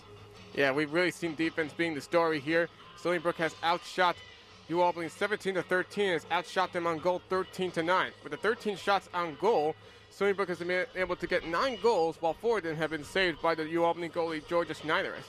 Yeah, and that's going to be a question, too, of what Coach Rowan Thompson does in the second half. We see from our vantage point, Stony Brook is trading both Haley Hunt and Cameron Halsall in between the pipes they've been doing that for the last 3 minutes. We expect Halsall to start the second half, but obviously Hunt is in the back pocket, as we saw against UMBC. You got to wonder if now, with 30 minutes potentially remaining on your season, do you pull out Aislinn Sweeney, who's played just as much as Georgia Schneiderith this season? Well, I'm not really certain about that yet. Although Sweeney has had a 4-2 overall record this year with 39 saves made and the 72 goals that she allowed. The sophomore from Half Moon, you'll be expecting her to be probably the starting goalie for Ualbany next year. But they're going to probably stay with Schneiderith because every moment for her could be her last. So they're going to try and keep her in as long as possible if she can pull it out. Coming into this game, she has made 77 saves and allowed 113 goals. So now you can say that she's allowed 112 while picking up 81 saves. So Stony Brook coming out of the locker room. Ualbany spending halftime here on the field, as we have usually seen here at Laval Stadium. Another reminder, Stony Brook will begin with possession of the ball to begin half number 2, if I'm not mistaken, because of the yellow card that was called on Kendra Harbinger with just 25 seconds left to go before halftime. Yeah, and that's definitely something Coach Spillane talked about. They said, look, we don't even got to worry about winning the draw. We got the ball. We got to make a statement coming out of the locker room. They almost turned the ball over last time to close out the first half. They got to shake off their standards, a sluggish first half performance, and start picking up the scoring. And this extra player opportunity is a perfect example. One way they can do it. You know, you're starting off with the advantage. Don't gotta rush too much, but definitely gotta poke holes in between the defense of Ualbany, like they have been doing for the past 15-ish minutes after the slow start for both of these teams. Stony Brook is just 30 minutes away from their 8th straight America East title, and they've probably already secured by now their 8th straight trip to the NCAA tournament. While for Ualbany, looking for their first conference title since 2012, when they defeated Stony Brook 9-7, and they're looking for their first NCAA tournament appearance since 2017. If they lose, then their season is most likely over, because there may not be a chance for them to get into the tournament with an at-large bid. For Ualbany, I think the key now in the second half again is to wake up that offense. At the very least, they need to get at least 10 goals, okay? They've only scored less than 10 once this season. When they scored 10 or more, they are 11-5. Not only that, but this team, their numbers aren't pretty when they trail at the half. They're 0-4 on the season when they enter the second half down, but they're 10-1 when they enter the second half up. So they really need to shake all of that off and again really start waking up the sticks of Kendra Harbinger or Madison Conway, for example. So we see Caitlin Rurka and Charlotte Verhulst. So even with the man up for Stony Brook, that does not mean that they get immediate possession. It usually is when the yellow card was assessed while a goal is made. Well, a goal is made for a team. So they'll work it out with a normal face-off as they do with any other to start off half number 2. Stony Brook wants to get that possession to work with that player up advantage. Ball goes up in the air, and it's being in the ground ball. It's going to be picked up by Felicia. It's not yet, but she does draw the foul on Levy, so Ualbany will get it. Yeah, Fuchsia gained her stick up, or rather down to the ground, chasing that ball, and contact made there. So with that, Ualbany can try to milk this penalty. We'll see if they'll try and do that. Short-handed goals have been pretty tough for Ualbany. We have not really seen them have too much of that throughout most of the season. Sarah Falk has it near the restraining line, out to the right for Imbo. They have 1 minute to work with on being short-handed. Sapolsky to the right wing. Rafferty is hounding her. She'll go out to the right to Conway. Right corner, move back to the right wing, going cross-field over to Imbo. Imbo, the left wing of the fan, trying to push her way inside. Didn't find anybody inside the arc. And this player out benefits Stony Brook, especially defensively, because now you have that extra player inside the fan where they're not guarding anyone, so you can apply double coverage anywhere on the field. Imbo with the ball right wing. She'll go over to the left now for Falk. Falk trying to push it inside, but there's no way to go. 23 seconds left being short-handed and 33 on the shot clock. Stony Brook showing good defense so far. Falk trying to get somebody inside the arc. Nobody was available. Running around to the left. Pascal has it. Trying to find somebody inside. She can't either. Levy's guarding her well. She'll go out to her left for Imbo. Imbo going over to the left side. Trying to get over to Conway. Takes a shot and she scores. Off, even short-handed, Ualbany finding their way to the back of the net, and that's what you need to do if you're the Great Danes coming out of the locker room. An instant impact made. Great read off the far side of the wing by the Great Danes passer, finding Conway for her second goal of the afternoon, making this a 4-goal game again. And for the Great Danes, again, they needed that. Only 4 goals scored in the first half, amongst the lowest they've scored this season in the first period. And with that, that's their 4th women down goal score of the season. And that's the answer that they needed to begin half number 2, as they now cut the deficit to 4, just almost 2 minutes into the second half. And Sapolsky getting done playmaking wise, finding that pass on the left wing. Draw controls are going to be really tough here. Ualbany has now leads in 8-7. Stony Brook really needs to change it up here. Rurka has been dangerous with giving it to her Great Danes. Next face-off.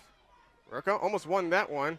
It's going to be a big control for who wins it, and it's still being fought for, and it's going to be eventually picked up. And Caitlin Hart winning it. No, she doesn't. Lost it again, and Ualbany wins it. Yeah, the ball popping everywhere, popping out of everyone's pockets, and taking a roll to the stick of the Great Danes defender. I believe that was Falk, who just dished it back to Schneider. Yeah, with that, again, Ualbany starting off here on the attack for 2 straight possessions coming out of halftime. Conway has it now. Let's see if Ualbany starts to build on the run. The trail by 4 can make it a 3-goal game here with their possession. Everyone at even strength again. Fortunate for Ualbany, even though they didn't need to be at full strength to get the goal. Sapolsky saw about somebody inside, has to dish it out instead to the right wing to Harbinger. Under by Huff, trying to move inside the arc, and they're calling a foul on Stony Brook. Yeah, same contact made there by the Seawolf player on Harbinger. She's going to take her shot at the right corner. This is not what Stony Brook envisioned to begin half number 2, even though they still have the lead. Foul on Gagnon. Harbinger will stall outside the arc, so it may not be an easy free position opportunity for her. She won't take it, and she'll have to dish it out instead. Alec Kennedy got right in her way as Harbinger rolled from her right to the left to get into the 8-meter mark. Again, those lanes are few and far in between from opening for the Great Danes. Seawolves just all over the sticks of Ualbany. Pascal had her pass intercepted by Reina Sabella. Case in point, right there, Sabella reading the pass inside perfectly, got her stick up. And the pass almost intercepted by one of the Great Danes, but Ali Kennedy able to get the pass. And Seawolves do have some numbers here. Kennedy going inside the arc, tried to take her shot, it went wide, but O'Miller was the closest. Yeah, Kennedy, the one-woman fast break, just getting her stick in front of Eliza McCall as she just fired off a sidearm shot, and a player is down for the Great Danes. And that's Kyla Zapolsky. And she took a hard fall, was, I believe, chasing Kennedy and fell on her own power. I didn't see any contact there. And she must have been unintentional. Yeah, Nobody. the referee calling the trainers and the team doctor for the Great Danes out. Not what you want to see, especially Kyle Sobolski, a team leader midfielder, someone who has 2 points on the contest. And without Sapolsky, things could start to change here for Ualbany. She has a goal and an assist on the day. 26.9 left to go in the second half. Ualbany started out the second half with a goal, but it's Stony Brook with a 9-5 lead. Sapolsky is still down and hasn't gotten back on her feet yet. She's on her knees, but is kneeing up. Yeah, this is someone, again, so talented, one of the best in the America East. This is a player who, entering today, was an American East All-Conference second-team honoree for her second consecutive full season. Didn't do a lot against Vermont a couple nights ago with a goal and assist, but still, she's the best, arguably the best free position shooter, alongside Ali Kennedy, shooting 75% from the season on free position opportunities. She has gotten up, Zach. Yeah, unfortunate enough for Ualbany. We'll see if she'll come in. She's grabbing her right hip. And we don't know if this is a sign whether or not she'll come back. So it looks like in her place, Mara Bureau will come in. Yeah, there's a graduate defender, which is a hard... It's hard to substitute going from Kyle Sapolsky to Mara Bureau. And no disrespect to her, but Kyle Sapolsky, one of the best two-way players in the conference. Mara Bureau, first and foremost, is a defender and is on that second line, filling in for the first line. So hopefully Sapolsky's not out too long. Stony Brook with their first possession offensively of the second half, looking to strike back at the goal by Madison Conway. O'Miller in the backfield with Considine, going to her right now for her. Bridget goes to Ali. Ali Kennedy over to Poulis. Poulis finding Huff. They're working around the world. Achatella going to the right corner for Hart. Now to the back of the cage is O'Miller. O'Miller saw Huff was wide open, but she didn't go to her. That could have been an easy goal for Huff if she got I don't think O'Miller saw it, surprisingly. They got to work better with being able to develop that chemistry. O'Miller in the back of the cage now. Looking for somebody. She'll go out to Huff. Huff inside the arc, trying to spin it around. Trying to take her shot and was high and is saved by Schneider. Yeah, I don't know if Schneider got a stick on it or bounced off the top crossbar, but that one flew in the air about 10 yards back into a sea of purple and white, finding the stick of, I believe that's Katie Pascal. Was able to knock that one and scoop the ground ball and draw a foul. Ualbany looking strong here to begin the second half, but they still trail by 4.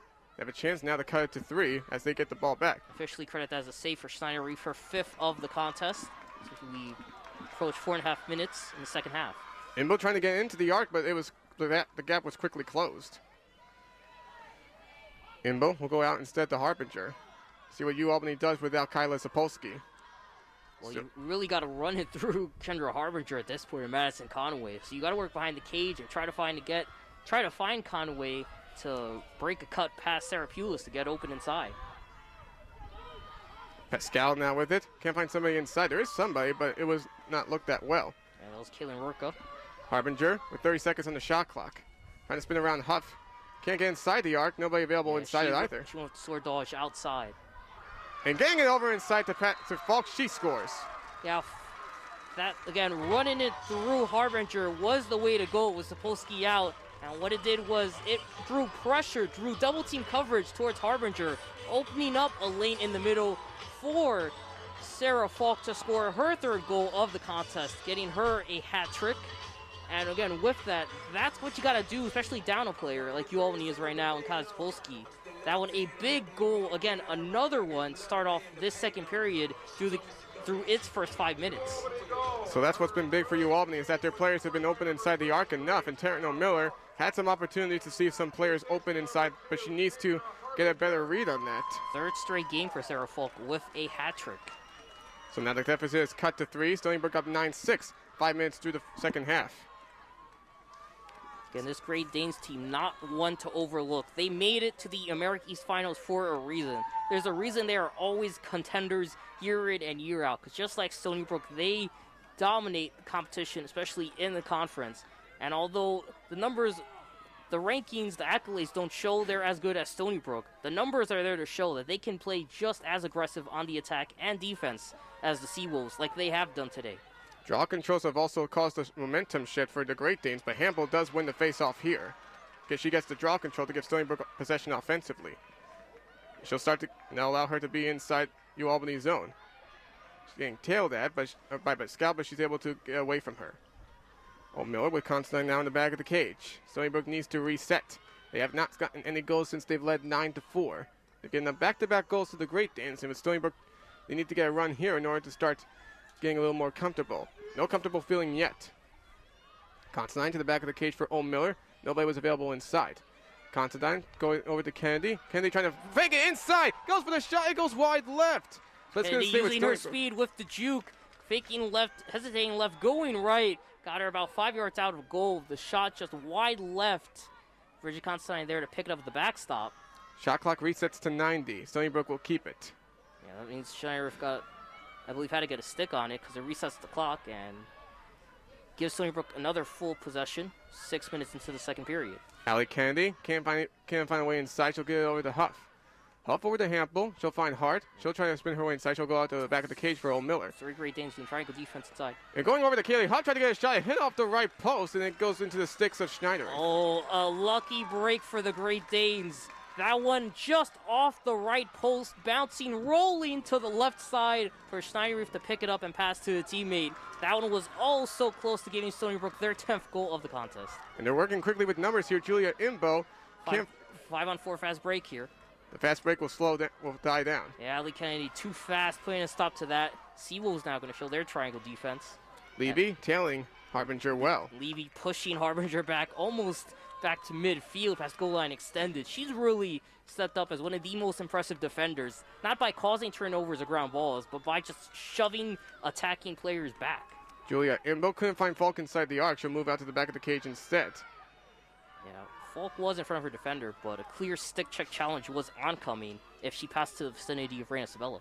Sabella has done a great job of causing turnovers. Sapolsky back in the game. Couldn't get her weave in towards Levy. She'll go out to the right wing instead for Harbinger. Moving a bit slower than she was at the start of this period. Harbinger couldn't find anybody inside the arc. She was along the right side of it. Shot the dish out instead to Imbo. It's good to see Sapolsky back on the field, though. Absolutely. Imbo to the back of the cage for Hodge. 15 seconds. Has to go out. The pass was nearly intercepted. It goes into Harbinger, but 10 seconds left to work with. They got to work fast and inside. Ball is knocked loose and is picked up by Harbinger, but only 5 seconds left. Going inside, pass nearly deflected. So Sapolsky was had a shot, but it was deflected eventually, and Kennedy picks it up. Yeah, Sapolsky was at an awkward angle, had to make an off-balance shot on her offhand, but lost possession of the ball, and Seawolves moved fast. Sarah Pulis with a great shovel to Bridget Constantine. And there goes Kaylee Huff. Shot, score! Going to take her shot. This time it gets through the net. And the Seawolves get their first goal of the second half with just 8:03 gone by here to start the second half. They now take they have double-digit goals. It's a 10-6 lead. No question about that one, Zach. A line drive through the heart of the net by Kaylee Huff on transition. You got to credit Sarah Pulis and Bridget Constantine with the pass.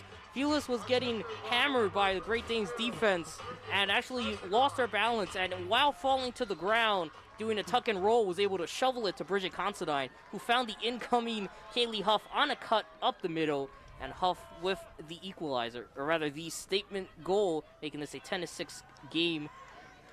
It was a good sequence that started with Julia Markey forcing the turnover on Sapolsky, Ali Kennedy picking up the ground ball, giving it over to Pulis, then to Considine. Considine finding Huff inside the arc, and after her last few shot attempts on goal did not go her way, she's able to pick it up this time. That one only the second goal assisted for the Seawolves. 10 goals, 2 of them assisted. That one obviously by Considine, and Pulis had the first assist of a Seawolf goal earlier in this contest. So this is why we're probably seeing a low-scoring game, is that there's not been many assists. No, not a lot of assists. Really, just not a lot of opportunities to get assists. Again, the zone defense has been working so well against these motion offenses that there haven't been too many passing lanes open. It's one of the reasons why Ualbany is making so many cross-field passes on their end of the zone, just getting the ball out of 2 or 3 Seawolf defenders' way.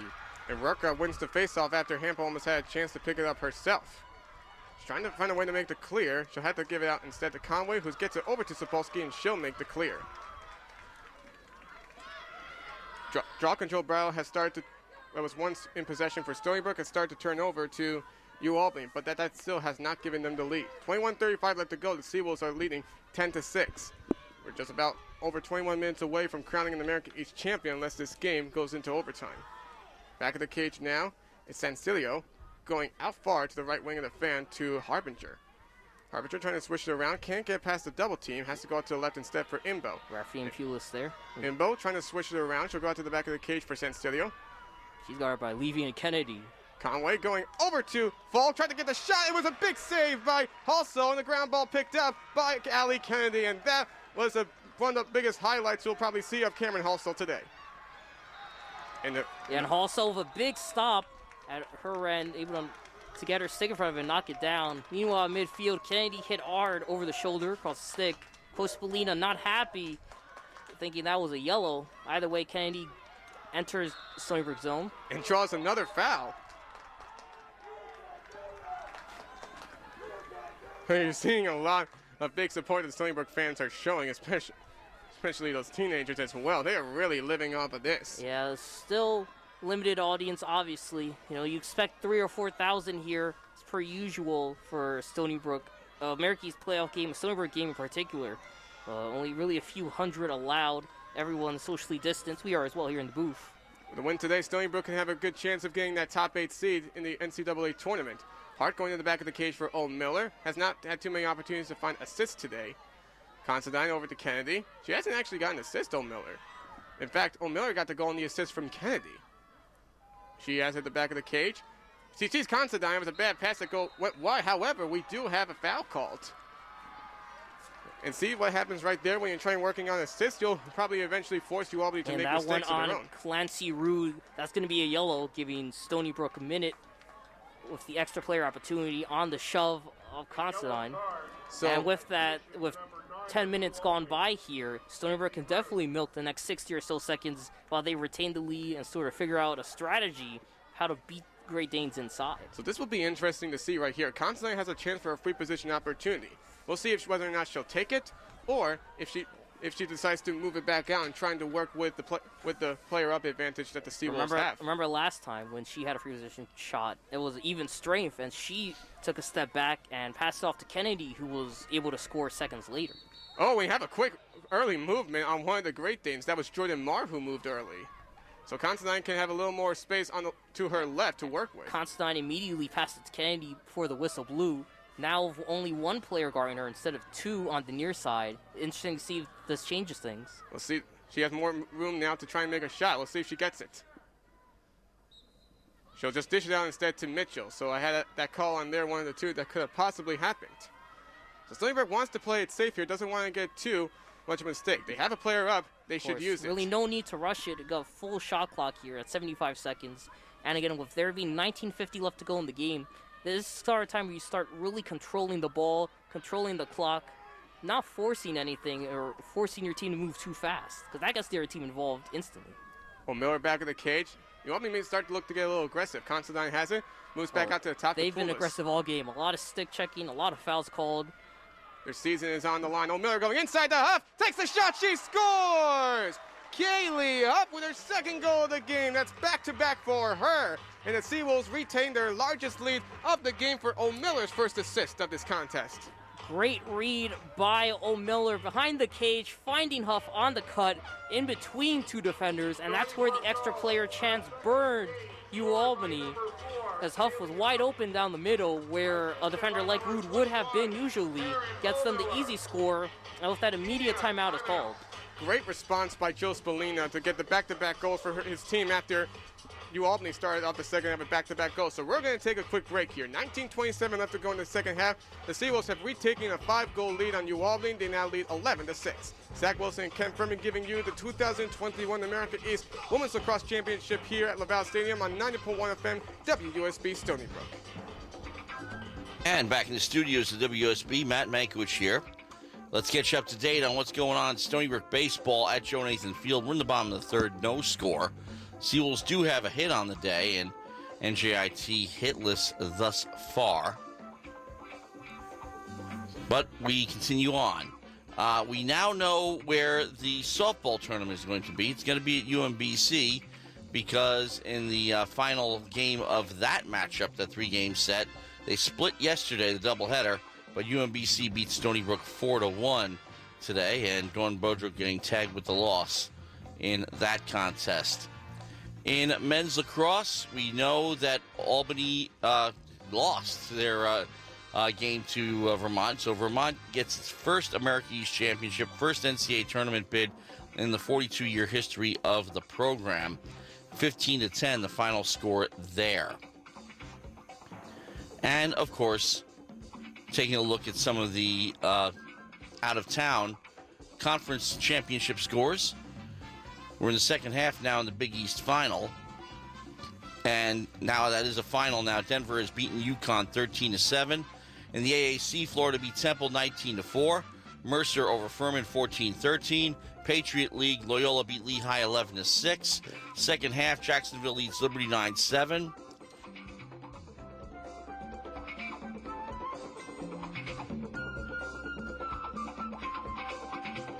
Let's send it back. Thanks, Matt. So, Stony Brook starting to catch a little more fire here in the second half. And they have been giving themselves quite a little bit of breathing room after Ualbany had back-to-back goals to begin the second half. Stony Brook with back-to-back goals, all of them coming from Kaylee Huff. Yeah, that's what they needed again. Well, for Stony Brook, too, open up another playmaker. It's primarily been Kennedy and O'Miller with the scoring. Hart scored early in the first half, hasn't really done much since. So there, Huff really capitalizing, and the team as well capitalizing on the extra player opportunity.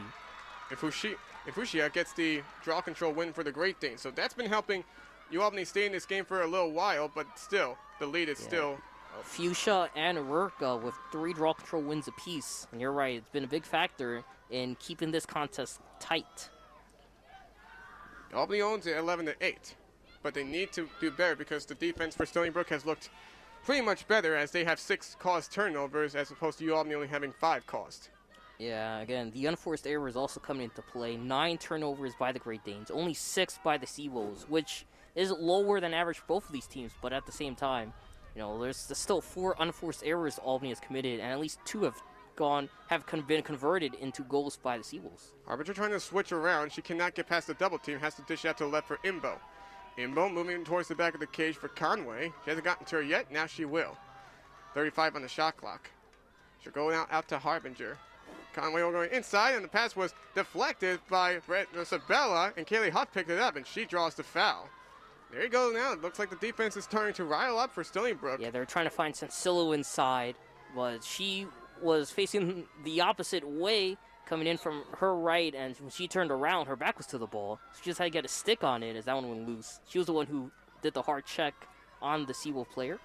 Isabella getting used to her new role, playing more defense than offense than she usually does after her teammate Haley Dillon fell down the second game of the year with a knee injury that kept her sidelined throughout the rest of the season, and that has led to success for her and being one of the 2 players in the American East to win Defensive Player of the Year. Yeah, I gotta say it's pretty she just filled in the role pretty well, I gotta say. If you're gonna earn Defensive Player of the Year honors. And again, it's because she does everything right. She's not really a master at one thing. She just does everything you can ask defensively right. Rafferty going to her right for Kennedy. She can't get inside. She'll have to go to the right for Hart. On the right corner of the arc, she moves out to Kennedy instead. 28 to shoot. She gets past the double team, trying to swoosh in and hit, but shot goal!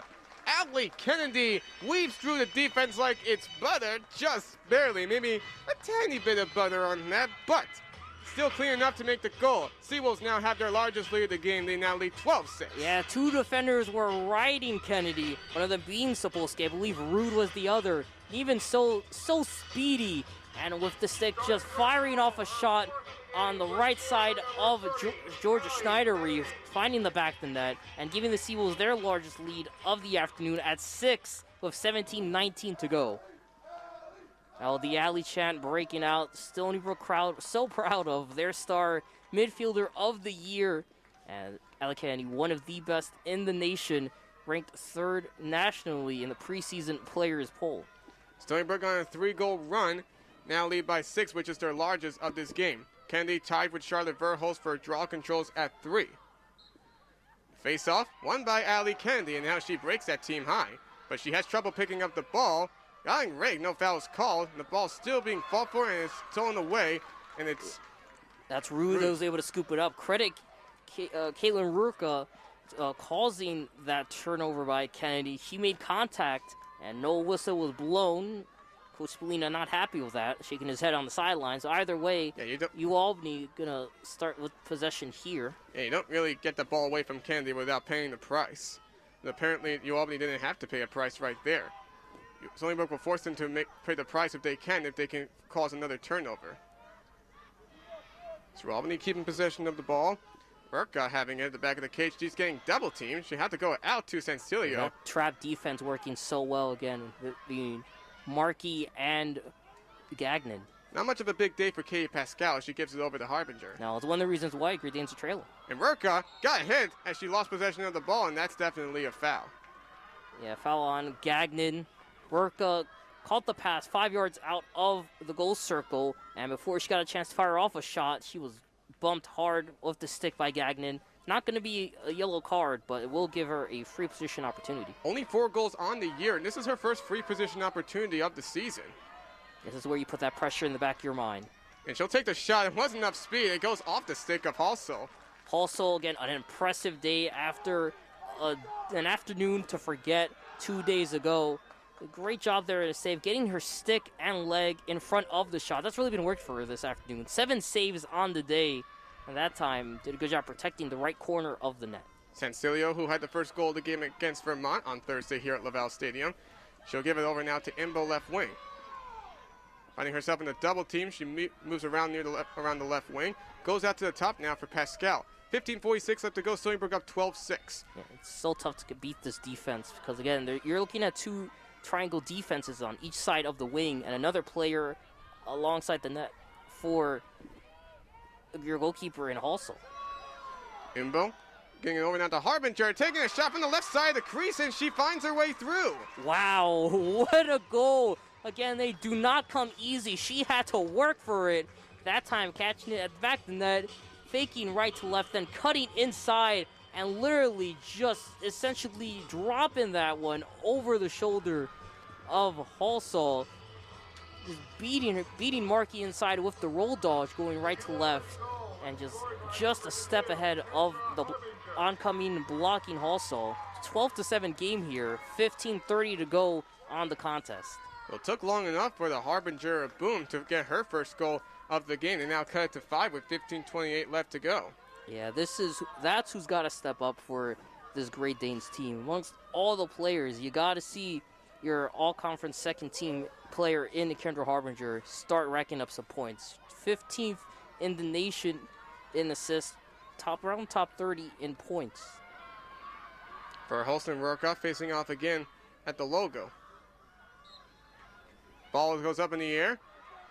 And using the speed, Verhulst trying to pick it up cleanly. And she's able to draw the foul on Ualbany. So Verhulst wins it right there. Yeah, Rorka with the bump to the backside of Verhulst and give Stony Brook offensive possession, which is key again, because with 15 minutes to go, Ualbany, will start really picking up the pace on the attack. Now with Stony Brook, you're able to start milking some of that clock, maybe burning at least 30 seconds on each possession before you start taking shot attempts. Might be careful with that still. You still need to play like it's still a regular game and very close. Oh, they will, but you definitely... Everyone's a bit more aware of the clock now. There's a lot more glances at the clock than there was at the first half. It's not the end of the world for teams on top who don't score as long as you burn a lot of that clock. Considine with 47 on the shot clock goes to Poulis. Poulis at the left wing goes to her left for Considine. Now to the back of the cage for Owen Miller. She'll go over to her left for Hart. Hart trying to weave it inside. Fell down. No whistle when we finally get a foul. And they're calling it against the Great Danes. It took about a second before the refs blew that whistle. Yeah, hard contact. Couple Great Danes converging, and I believe they're going to call that one on Rude. So with 36 on the shot clock, Hart for a free position opportunity from the right corner of the arc. She has a chance with this goal to get a hat trick. Oh, you gotta be kidding me. Somebody went quickly for Ualbany and the shot was saved by Schneiderez. That is not right at all. The Stony Brook sideline upset. Assistant coaches, Greg Maselli and Kim Miller, pointed at the referee. I think they're trying to single out the player, but to no avail. Yeah, they definitely noticed it too, Zach. Unfortunately, the referees did not see it. And we have another whistle called. I think it's going to be a timeout. And I think Joseph Williams going to have a few words with his refs. It's Albany with the timeout. They trail by 5, and they're trying to keep themselves in this game. 14:06 left to go. We'll keep it here. I don't see Joseph Bellina having any words yet with the refs because... Well, with that timeout, Zach, only one remaining for the Great Danes. So this has really got to be the drive. The next 5 or 6 minutes here is where the Great Danes not only have to start stacking 3 or 4 goals, but really they got to prevent the Seawolves from controlling possession too much in order to stay alive and stay involved in this game. Because, again, if you wait until your next whistle, which is probably going to come around the 10-minute mark or so, and the lead isn't whittled down by a goal or two, it's only going to make that comeback attempt much, much harder, especially if there's still a 5-goal deficit with 5 minutes to go in the game. This is pretty much a very tough situation to watch out for. Ualbany is still trailing, but Stony Brook knows that the Great Danes are not going to go away without a fight. Yeah, they are creeping in. The shots total, Stony Brook still leads 25-18, but in terms of the shots that are on goal, 14 of Ualbany's 18 shots have found their way on net, 7 of them to the back of the net, the other 7 to the stick of Halsall, who was batting .500, or I guess you could say swatting .500. Either way, both teams perfect on a clear so far, which I think has been most impressive. But again, that draw control and the turnover battle as well. Ualbany with 10, Stony Brook with 6. Those are going to be the numbers to watch out for that are going to dictate the goals and how when and how they come in. Both the goalies have had their star moments today. Both have accounted 7 saves on the game. Also, usually not getting that many saves in the game because the defense usually gets there, but the defense have given up 7 goals as well, while Schneider has given up 12. So we leave the timeout. Ualbany in possession, trailing 12-7 to Stony Brook with 14:06 left to go in the second half. And again, that's not a media timeout. So after the next media timeout, there'll only be 1 remaining for Coach Rowan Thompson. Coach Bellina still with a pair. And if I'm Ualbany, I'm trying to find Sarah Folk, who leads the game with a hat trick, try to get her another goal, or Kendra Harbinger, who just scored her first a couple minutes ago. I don't know what to say about that last play for Hart on the free position opportunity where it looked like one of the Great Danes may have left early and got away with it. If anything, that should have been a whistle called on her, and that would have given Hart another chance for a free position opportunity, but instead Ualbany will have it. Polsky going to the left wing now for Imbo, trying to dish it inside the arc, can't get there. Moves along the back of the cage, trying to set up somebody available. Nobody's yet available inside the arc. Has to go out instead to Sapolsky. Sapolsky going to her right now for Pascal. Pascal moving along near the back of the cage. She goes there now. Going over now to Sapolsky. Sapolsky going inside, trying to get a pass that was errant. And it goes across the restraining line. And it's going to be fall for between Verhulst and Falk, and Falk wins it. It's actually Rafferty who was there trying to fight for the ground ball. Yeah, and you want to credit Eliza McCall for just swatting that one back. as it approached the goal line extended. Imbo left wing, 30 seconds left to work with. Pascal on the right side. Pascal moving it along. Can't find anybody available. Go defense. Ball was deflected, and it's scooped up, and it's picked up by Claire Levy. Claire Levy going the other way now, going from east to west. She got tailed around, lost possession. That's the foul, and she has been knocked down. Again, she's someone who plays so close in that goal circle. So always being in the most pertinent position of the field, you're obviously going to draw a lot of contact, usually inverted. And with that, of course, she's really taking her lumps, trying to get in scoring position for her team. She, among I think everyone, has put her body on the line for the Great Danes, and it is showing again a stoppage in play here. As you got to wonder, are those ribs? They weren't 100%, obviously, coming out of the locker room. Where is she at now? Harbinger will have to move out off the field as she gets a big applause. And I do commend her for what she's been putting up today. Coming into this contest with 29 goals on the year, she hit number 30 just a little while ago. And again, she's the Great Danes' leading shot taker in this contest as well. 6 shots taken, only 1 finding its way to the back of the net. She has a 71% shot on goal percentage coming into this contest, so you can see just how. One of the reasons why, again, because she plays so close to the net that she's always gonna get one-on-one looks against goaltending. So with that, though, Stony Brook with the ball, 40 seconds left on their extra player on their woman down penalty, but only 9:36 to go in the game. So you're gonna start seeing that 10-man ride zone defense of the Great Danes. And this is where time is starting to become a factor for Ualbany because they haven't really gotten that many goals yet. Kennedy gets fouled. She was routed around by the likes of Falk and Conway, but she's able to make the clear. She lost it again. She can't pick it up cleanly, trying to still keep it, and she does. Another foul on the Great Danes. Conway got her stick on it, almost forced the turnover, but Kennedy too quick, just beating out Clancy Rude, picking that ground ball up. Stony Brook has had some problems, especially with Allie Kennedy not making up some clear ground balls before she tries to go use her speed to quickly make the clear. But with that, though, still no errors on the clear for either team yet. Both teams good on their 12 and 16 clear attempts on the game. 2-minute yellow card is up. Stony Brook back at full strength. Lead 13-7 with 8:40 left to go in the second half. Maintaining their lead well, they've been using their defense decently. Have allowed 3 goals to the Great Danes in this first half, and in the second half, but have gotten 4 of their own. Kinsley going to the back of the cage for O'Miller. O'Miller going back over to Kinsley. Takes her shot. She scores! Rebecca Kinsley, a senior. Maybe seeing her last few games of her career, and she wants to go out with a bang. Yeah, again, Rebecca Kinsley, someone not known for her goal-scoring ability. She's a pass-first player entering this weekend, but that one her second goal of this postseason. That one going to enforce the media timeout as well, but giving Stony Brook a 14-7 lead and matching their largest goal margin at a +7 with 8:25 to go.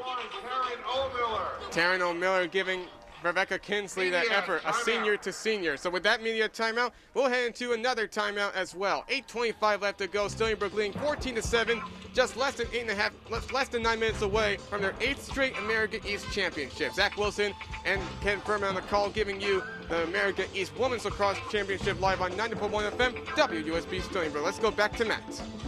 And at the top of the hour, by the way, Gabe's flight starts immediately after this broadcast, but we shall get you up to date on lacrosse scores all over the place. The Big East final in women's lacrosse. Denver beat UConn 13-7. Florida over Temple 19-4 in the AAC. SoCon, Mercer beat Fermin 14-13. Patriot League, Loyola over Lehigh 11-6. Atlantic Sun second half, Jacksonville leads Liberty 9-7. Second half in the NEC, and Wagner leads Mount St. Mary's 8-5. And in the Pac-12, Stanford and Colorado will start at 3 o'clock. Central Michigan, Youngstown State is postponed. Continuing on quickly with the men. As you know, Vermont beat Albany 15-10 to take the America East. Third quarter, St. Joseph's leads Bryant 7-6 in the Northeast Conference. It should be a final by now. It's in the fourth now. 16-10 Bryant. CAA final, Drexel beat Hofstra 15-11. Monmouth over Manhattan, 14-9. The final, Big East final, Denver and Georgetown. That's at 3. And at 8, Maryland takes on Johns Hopkins. Let's send it back. Thanks, Matt. So, Ken, you see right here that Stony Brook is really starting to pull away now with a 7-goal lead, 8:25 left to go. How do you think they've been able to maintain that success despite some furious runs by the Great Danes? Well, again, it's really gone to keeping up the aggressive play styles they've had in the first half. You know, through this time in the first period, they were almost shooting the same amount at 10 shots on offense as they were in the first. Number one. And number two, again, has been playing tight defense, playing good defense, not giving UAlbany a lot of opportunities to control the ball by making errors. You know, only 1 Stony Brook turnover in this second half, 4 for the Great Danes. And that's really been the difference maker when the Eagles have had extra player opportunities and they've been able to capitalize on it.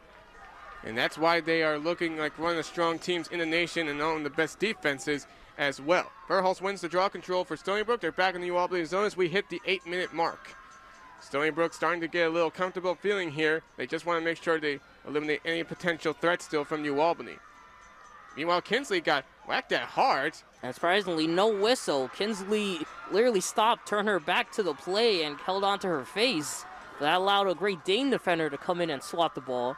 And they're going to try and work with numbers here. Sapolsky getting it quickly across the clear, gets to Fuchsia inside the arc. She'll have to move it out. Yeah, Fuchsia had no room there with Gagnon riding her on defense. This is just a little bit of a flabber. I think Joe Spallina may be flabbergasted about that. While Kinsley getting hit hard, she had to stop. No foul was called on UAlbany, and now Stony Brook gets called for a foul here. This is just a little smack to the head. Still Spallina, he does not appreciate it one bit. So it'll be a free position opportunity for Katie. She's only had one opportunity this year, and she was successful on it. She'll go straight down on Halsell. Halsell, who has 9 saves today, has a chance to get her 10th save should she be able to stop the free position attempt.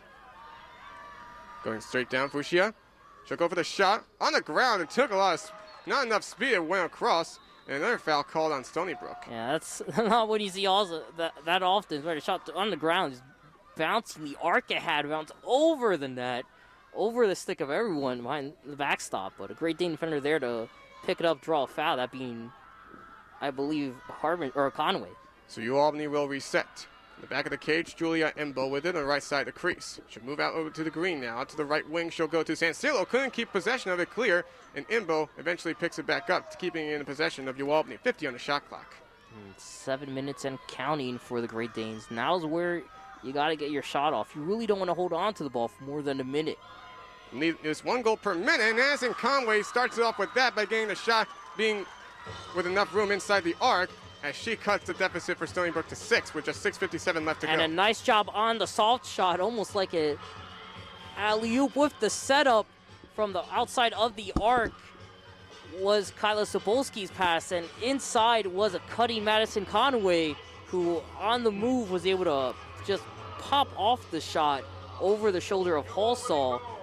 And with that, 14-8 game, 6:57 left to go. Madison Conway now, her 3rd of the contest. Give her a hat trick. Well, UAlbany still has a chance here, but still, time is not on their side. Basically, they have to start winning every draw control. Yeah, they are down, but not out. And UAlbany faithful here repping their crew just as much as Stony Brook fans who were permitted to enter are as well. And it has been a very vocal afternoon for both of these teams, and the sidelines especially. A lot of back and forth there, even if the scoring has been relatively quiet. Rude wins the face-off wins the draw control for the Great Danes, and she'll get it back into Stony Brook territory. Stony Brook may start to feel a little pressure here, but they still have a 6-goal lead and need to start winning draw controls again and get going of their own. A few of that could probably nearly spell the end as we're with 6:36 left to go. Stony Brook still up 14-8. Stony Brook can play the defense that they have been all day long by forcing UAlbany to take their time and milking a little clock inadvertently. Defense staying close to the net usually. This time, though, starting to see a bit more man employed, and that's where the openings are coming in. And Conway gets the shot score, and again. Yeah, and what's happening is Sapolsky's drawing that coverage on by the defense, and it's creating a lane up the middle for Madison Conway to utilize right in front of the goal circle. And again, she's someone who specializes in that area at just sneaking past the defense. And with that, getting an opening through Gagnon and through the shoulder of Halsall. It looks like things are starting to get a little rough for Stony Brook ever since Rebecca Kinsley got hit with no foul called. And momentum starting to swing back in the favor of the Great Danes. Still trailing by 5, but with 6:19 to go. 2 goals scored in a 42-second span. Not what Stony Brook wants. They don't want to blow it here. They still lead by 5, but there is still plenty of time for the Seawolves. Plenty of time for the Great Danes to try and strike back. Danes are shooting a lot more now, nearly matching Stony Brook in that department, 27 to 25. Also 9 saves, but also 9 goals allowed. And we have a quick whistle call. Substitution. Poulos comes in. Poulos is going to be coming in from the attack. And you got to wonder, too, if another timeout is called, if Joe Spallina will burn one of his 2 timeouts, especially if another Ualbany goal scored within the next 50 seconds. Verhulsen work out again at the logo. Stony Brook needs to start winning these draw controls. Ball goes up in the air, and it looks like Verhulsen is going to win it, and she does. That was probably one of the biggest plays that Stony Brook could have made today, as they can use it to milk the clock. Gagnon fires over to Levy as she'll cross the timeline. So it'll be a big chance now for Stony Brook to try and work a little clock here. Work that and get a goal, and you can start to get that comfortable feeling back. I wouldn't get too comfortable yet. Not 100% yet. Probably say 82. Honestly, neither of these teams are going to be comfortable till the clock hits 0. Coach Spallina going to use one of his 2 remaining timeouts here to talk strategy. It's the right move with 68 seconds left, 5:54 to go. Rightfully so. We'll keep it here. You know what? We'll just probably take it. Actually, you know what? We're just going to keep it here probably still because we just had media timeout. We'll give Matt a little break. So, Ken, you know that this is still not going to be a guaranteed win yet for Stony Brook at this rate as it was the last time when they defeated them 21-7. Getting that 20 burger with just a few minutes to go before the end of the game. Probably getting at least one more goal here for Stony Brook while milking some clock can help. Poulos has the ball as we're at 5:45 to go. O'Miller back of the cage, back out to Considine. Goes to the left wing for Kennedy. Stony Brook working around the world here to milk a little clock. Rafferty to the right corner for Hart. Back over to Rafferty, to Huff, to Poulos, to Considine. Thought about O'Miller, she'll go back to the right for Poulos, breaking the around the world sequence. Rafferty right wing to the right corner for Hart. 5:20 to go, 30 on the shot clock. Considine, she'll go out to the top for Kennedy. She may say to move inside the arc, she won't. No room for her inside. 25 to go. About to draw a triple team. She'll have to move out. Goes over to Rafferty. Good defense by Ualbany, but this is working to Stony Brook's advantage to milk it. O'Miller goes to Considine. She'll try to move it inside. 13 to shoot. Kennedy can't move it inside. She'll have to go out to Rafferty. To the right for Hart. 8 seconds left. Hart out to Kennedy. Trying to move it inside. She gets inside the arc. Trying to spin it around. Takes her shot. It goes wide, but that's going to lead to a shot clock violation. So Stony Brook is able to milk the clock. Ualbany will get it, but there's 4:40 left to go. And rolling. Got to move quick. Want to push up the transition fast. So the refs blow the whistle, stopping the clock with 4:38 left to go. Yeah, they're going to want to move up midfield. They want to get in their offensive zone by about 4:30. So you can expect some far passing here. So Stony Brook will need to probably start showing a lot more zone. Full court probably as well. Yeah, you're seeing a full court press here in basketball terms. They're really just hard press coverage is what it is, designed to trap and enclose on Great Danes attackers. Sarah Folk, right corner of the advantage. She'll have to go to her right for Sapolsky. Now to Hodge, right wing. Stony Brook will look to once again try and put a little pressure on that defense to not give them a chance to get a goal quickly. Conway back in the cage, lost the possession of the ball. It goes out of bounds. Julia Markey with it. Yeah, that one just a high pass made Conway jump, and it was too high. Another errant pass costing the Great Danes, and that one may have done a lot more damage.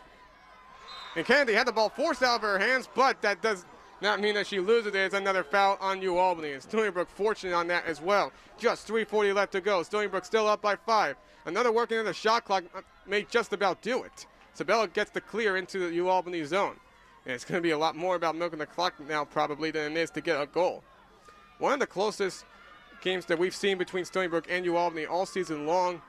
this is probably the closest right now. Stony Brook is leading by 5 with just 3:20 to go. They won both regular season meetings by 7 after taking a 10-5 lead at halftime. O'Miller back in the cage. One of the Seawolves fell down. No foul was called, but finally there is. Bridget Constantine, the one who took bump, and a yellow card assessed to a Great Dane, and that one's going to be on a Clancy Rude, so that's going to give the Seawolves, I believe, a fresh shot clock to work with. A yellow card. Either way, the Great Danes are going to be down a player, and boy, this really hurts their chances at coming back. You got 3:10 left to go, and you're going to be down a player for the next 2 minutes of it. It's not looking great for the Great Danes on that part. They're really going to have to press hard and force Stony Brook to commit turnovers here. Well, didn't Clancy Rude have I think she had a yellow card earlier before in the game too, didn't she? Because if she did, that means 2 yellow cards and you're out. That means she should be disqualified. She's currently on the seats right now, but I still think that still doesn't mean that she is not out.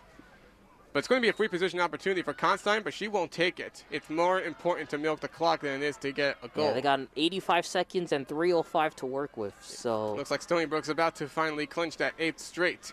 Selection show tomorrow on ESPNU at 9 p.m., just an hour before the sports section. And the pass inside to Kennedy, she shoots and scores! From O'Miller, that's the dangerous combination we have been waiting to see again today. That might have done it, Zach. That may be the goal that officially clinches Stony Brook's automatic berth into the NCAA tournament. And what a cut, what a player. Couldn't ask for a better shot than that from Allie Kennedy. Faking out left, going to her right, beating the defense inside, and being a player down burns Ualbany. Stony Brook leading 15-9 with 2:54 to go.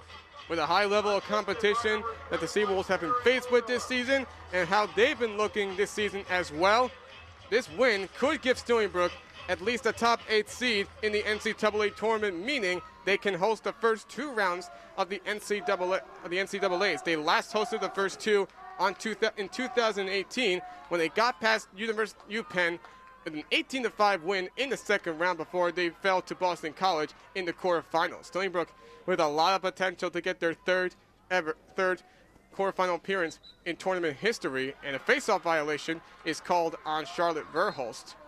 So Rurka gets it, but time is not on Ualbany's side. Just 2:48 left to go, and there's still a person down, according to the clock on the scoreboard. Yeah, that one an unreleasable penalty, even by... And tried to get a quick, aggressive pass over to Conway. It was tipped away, intercepted by Kennedy, and she draws the foul. So that's really showing how the sign of desperation is you starting got to be emerge. aggressive here on defense. You got to force turnovers. The only way you're going to do it is by, playing that aggressive strategy, doing a lot more stick checking, traps, etc. It's with that being down 6. Claire Levy makes the clear, another foul on Ualbany. Clock stops with 2:16 left to go, and a fresh reset of the shot clock at 90. It's showing. So 46 seconds between shot clock and game clock. Sarah Poulis has the ball. Stony Brook ready to celebrate. And guess what, ladies and gentlemen? After Stony Brook wins this one, we're still going to stay here and keep you up to date with the America East postseason awards ceremony. Yeah, expect a lot of Seawolves to be awarded in this one. A lot of talented players stepping up for them. Allie Kennedy, of course, Taryn O'Miller, the 2 really leading the team throughout the postseason. Kaylee Huff as well today with a pair of goals. Kinsley out to the top for Kennedy, goes to the left for Huff, trying to get inside, no room available. 55 on the shot clock. Rafferty to the right corner for Kinsley, trying to go inside to Huff, she wasn't available. O'Miller out to the left for Considine, she's inside the arc, out to the top of the fan for Kennedy. Kennedy trying to move it around. She gets out to the right for Kinsley. Going inside to Huff. Gets the shot. She scores. Kaylee Huff left all alone again, and she gets a hat trick. It's now 16-9 Stony Brook. Yeah, dagger. That will just about do it.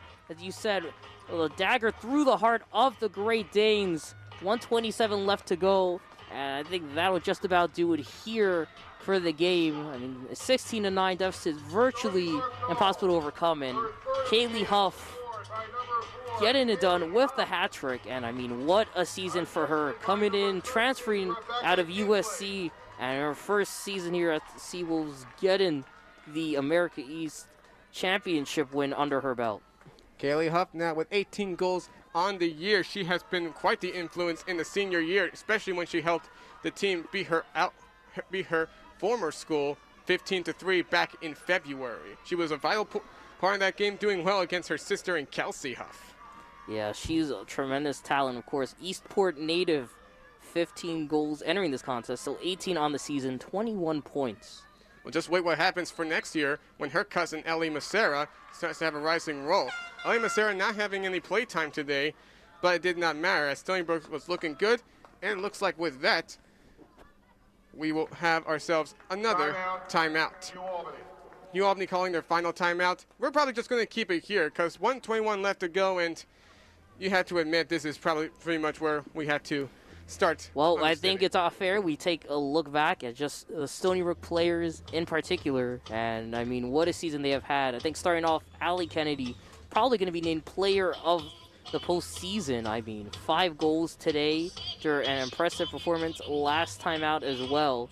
I mean, Allie Kennedy's really stepped up as the leader of this team, you know, filling in for the shoes of Kylie O'Miller, who graduated just a couple seasons ago.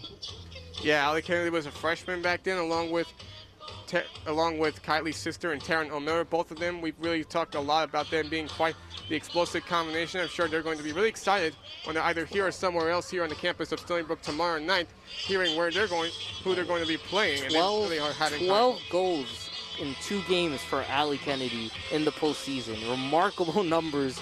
14 points, 13 points overall. I mean, Taryn O'Miller was right there with her. 7 points last game, 6 today. Actually has more points than Kennedy because of the assist totals, with 4 on the afternoon today, 2 days ago, but 5 goals there. And I think Sarah Pulis as well, 1 goal today, but 4 goals in the semifinals matchup. So out of the timeout, Ualbany will have possession of the ball. Just 1:20 left to go. Trailing 16-9. Their season is pretty much about to be exclamation this was pointed. a much closer battle than in the prior 2 attempts, and Ualbany hung in there. This one I don't think was as tightly contested as UMBC in terms of a threat for Ualbany winning the game, just because they never led in the contest. But despite that, all the power they had, and just not enough. Cameron Halsell with the save about 5 yards out from the shot attempt by Sapolsky, and she's just going to milk the rest of as much clock as she can. Shot clock is officially off. 45 and counting, and I mean, for Halsell, she needed a great game, and she delivered 10 saves, 9 goals allowed, a 52% save percentage. This was quite an impressive turnaround performance for her after she gave up 8 goals and had only 1 save on Thursday against UMBC. She really considers that to be quite the improvement for her. Yeah, absolutely. And obviously for the rest of the team as well. Yeah, you didn't get 25 goals this time, but the fact that you did it in the postseason nonetheless is absolutely remarkable. I expect this team to stay top 6 when they hear their name called tomorrow for being the America East champions, Zach. Since 2013, nobody has been able to size up against Stony Brook. Ualbany was the last team ever to win the America East title, but ever since 2012 and 2013, Stony Brook has been the champions every year. For the 8th time in a row, the Seawolves are going dancing, clinching the automatic bid to the NCAA tournament as champions of the America East. They do it again. Quite a normal thing we continue to expect. It's absolutely remarkable. The fact that a team can win it once is outstanding. 8 times in a row, pure dominance. There is no stronger team in the NCAA than Stony Brook when it comes to conference play. A remarkable winning streak, 54 straight games undefeated, the longest in the nation. In the conference, right. Yes, 8 straight conference titles. Absolutely untouchable. The talent this team has is remarkable compared to the rest of the America East, which this season especially had so many great competitors, but Stony Brook once again defending their championship. And now what they hope to do is that they will go. So hang on, let's hear what's going on. Looks like we got the postseason award starting now. New America East tournament record for Allie Kennedy with 12 goals in the tournament. So how about that for a record? Allie Kennedy breaks the record for the most goals ever in the postseason by anybody in the America East. You just can't count out Allie Kennedy at all, just really. part of that Tewaaraton Award watch list, could be named one of the finalists probably in about a week or two, once the Tewaaraton Award final will be announced later this month. Absolutely. Allie Kennedy, again, an incredible talent, midfielder of the year for a reason. So many accolades, including U.S. Magazine's preseason player of the year, midfielder of the year, and All-American, number 3rd overall in inside lacrosse. I mean, the numbers are absolutely remarkable.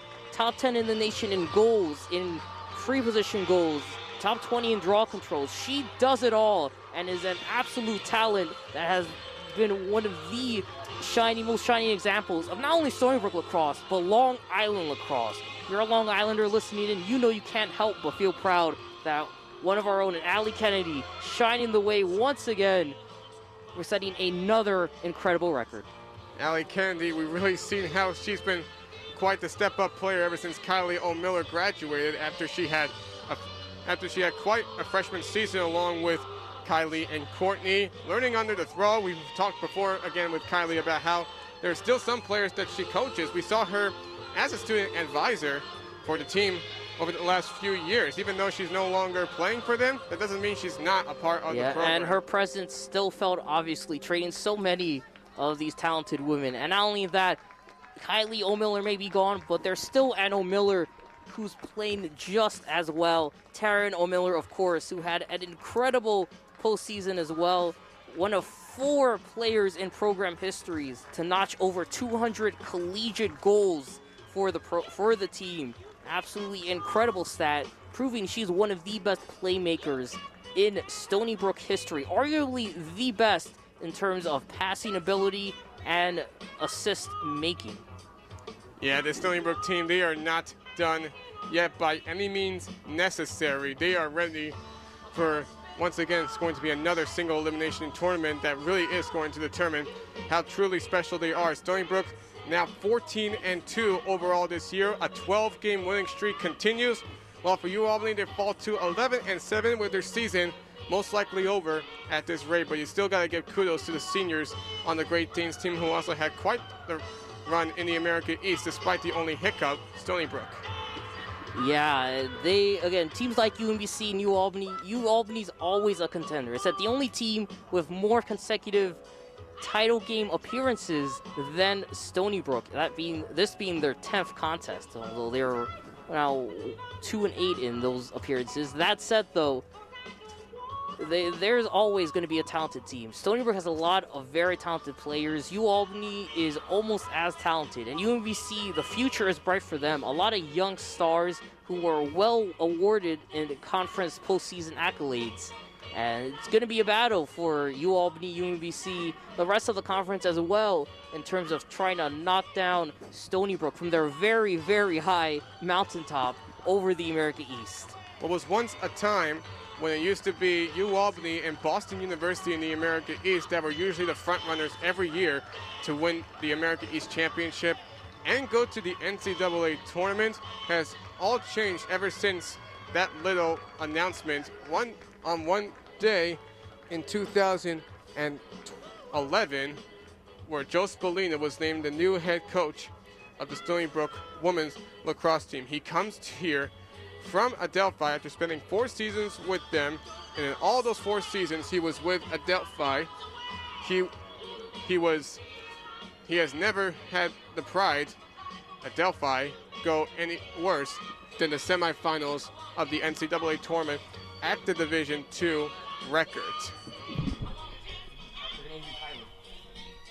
All right, so now here we have Kylie O'Miller. Kylie, thank you for joining us, and really watching this team win 8 straight America East titles, really starting to become a regular thing. How proud are you of this team and their accomplishment this season? Very, very proud. It's exciting to see the tradition continue. It's something that we work towards year in and year out, day in and day out. So to see them, rocking the America East Championship hats and shirts out there right now, proud moment as an alumni, as a former player, as a former coach as well, as a big sister of Taryn out there.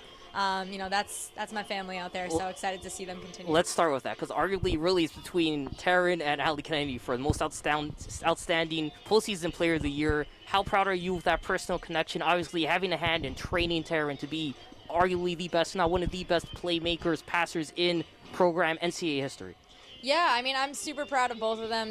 They've stepped into leadership roles, especially after a really trying and difficult 2020 year. I can only imagine the kind of difficulties that they've been through, and just to be able to see them firsthand, take their talents. They're both incredibly talented, and, be able to see Taryn as a playmaker from back there. I've always said that she's been the stronger and more talented Ole Miller, and I will stand by that till the day that I die, and she's showing it out there. So I'm excited for a hopefully very great run in May for these girls. In their final year, Taryn O'Miller and Allie Kennedy have been smashing records that has led to multiple records being shattered over the last few days, including Allie moving across you for the second most goals in program history. What can you tell from how she's improved from when you played with her back in her freshman year? Yeah, that's exciting to see. Listen, if it's going to be anybody who's going to break one of my records, I'd rather it be Taryn or Allie. So pumped and just proud of her to see her take on the leadership role and just being dominant all over the fields. Yes, obviously offensively with that goals record, but also leading the team, draw controls, a lot of caused turnovers, playing on defense. She's all over the field. So just excited to see her dominant and excited to continue to play with her for hopefully some more years with Team USA. And could you talk about that relationship too with the team and really Coach Joe Spallina? Because, I mean, he's been at the front and center for everything, all the success Stony Brook has seen, and definitely on the coaching side. Yeah, I mean, he is like a role model, a father figure to a lot of us. He's guided us through a lot of ups, a lot of downs, and I can only say so many positive things about Joe Spallina. He has done so much for my career as a lacrosse player, as a person, and just super grateful to all of the trials and tribulations that come with being a Division I college lacrosse player, and how he's kind of guided us through to success. All right, final question, because I know they're going to start this. So, on your last season, you were part of the #1 undefeated Stony Brook team for the regular season and your postseason. This is the #6 team, which is the highest the team has been since your departure, obviously because of graduation. How far do you see the Stony Brook crew going? All the way. Ring season. We just got one today. We're hoping to get another one on Memorial Day weekend, something that we were unable to accomplish in 2018 and with my years there, but very hopeful, have a lot of faith in this squad to get that done for us, and I'll definitely be in attendance, and way less calm than I am right now if it does happen. That's where we be in attendance. Skyler, thank you again for joining. The greatest of all time. Always a pleasure to chat with you and obviously share your insight. No one better alive to share the insight with. Appreciate it.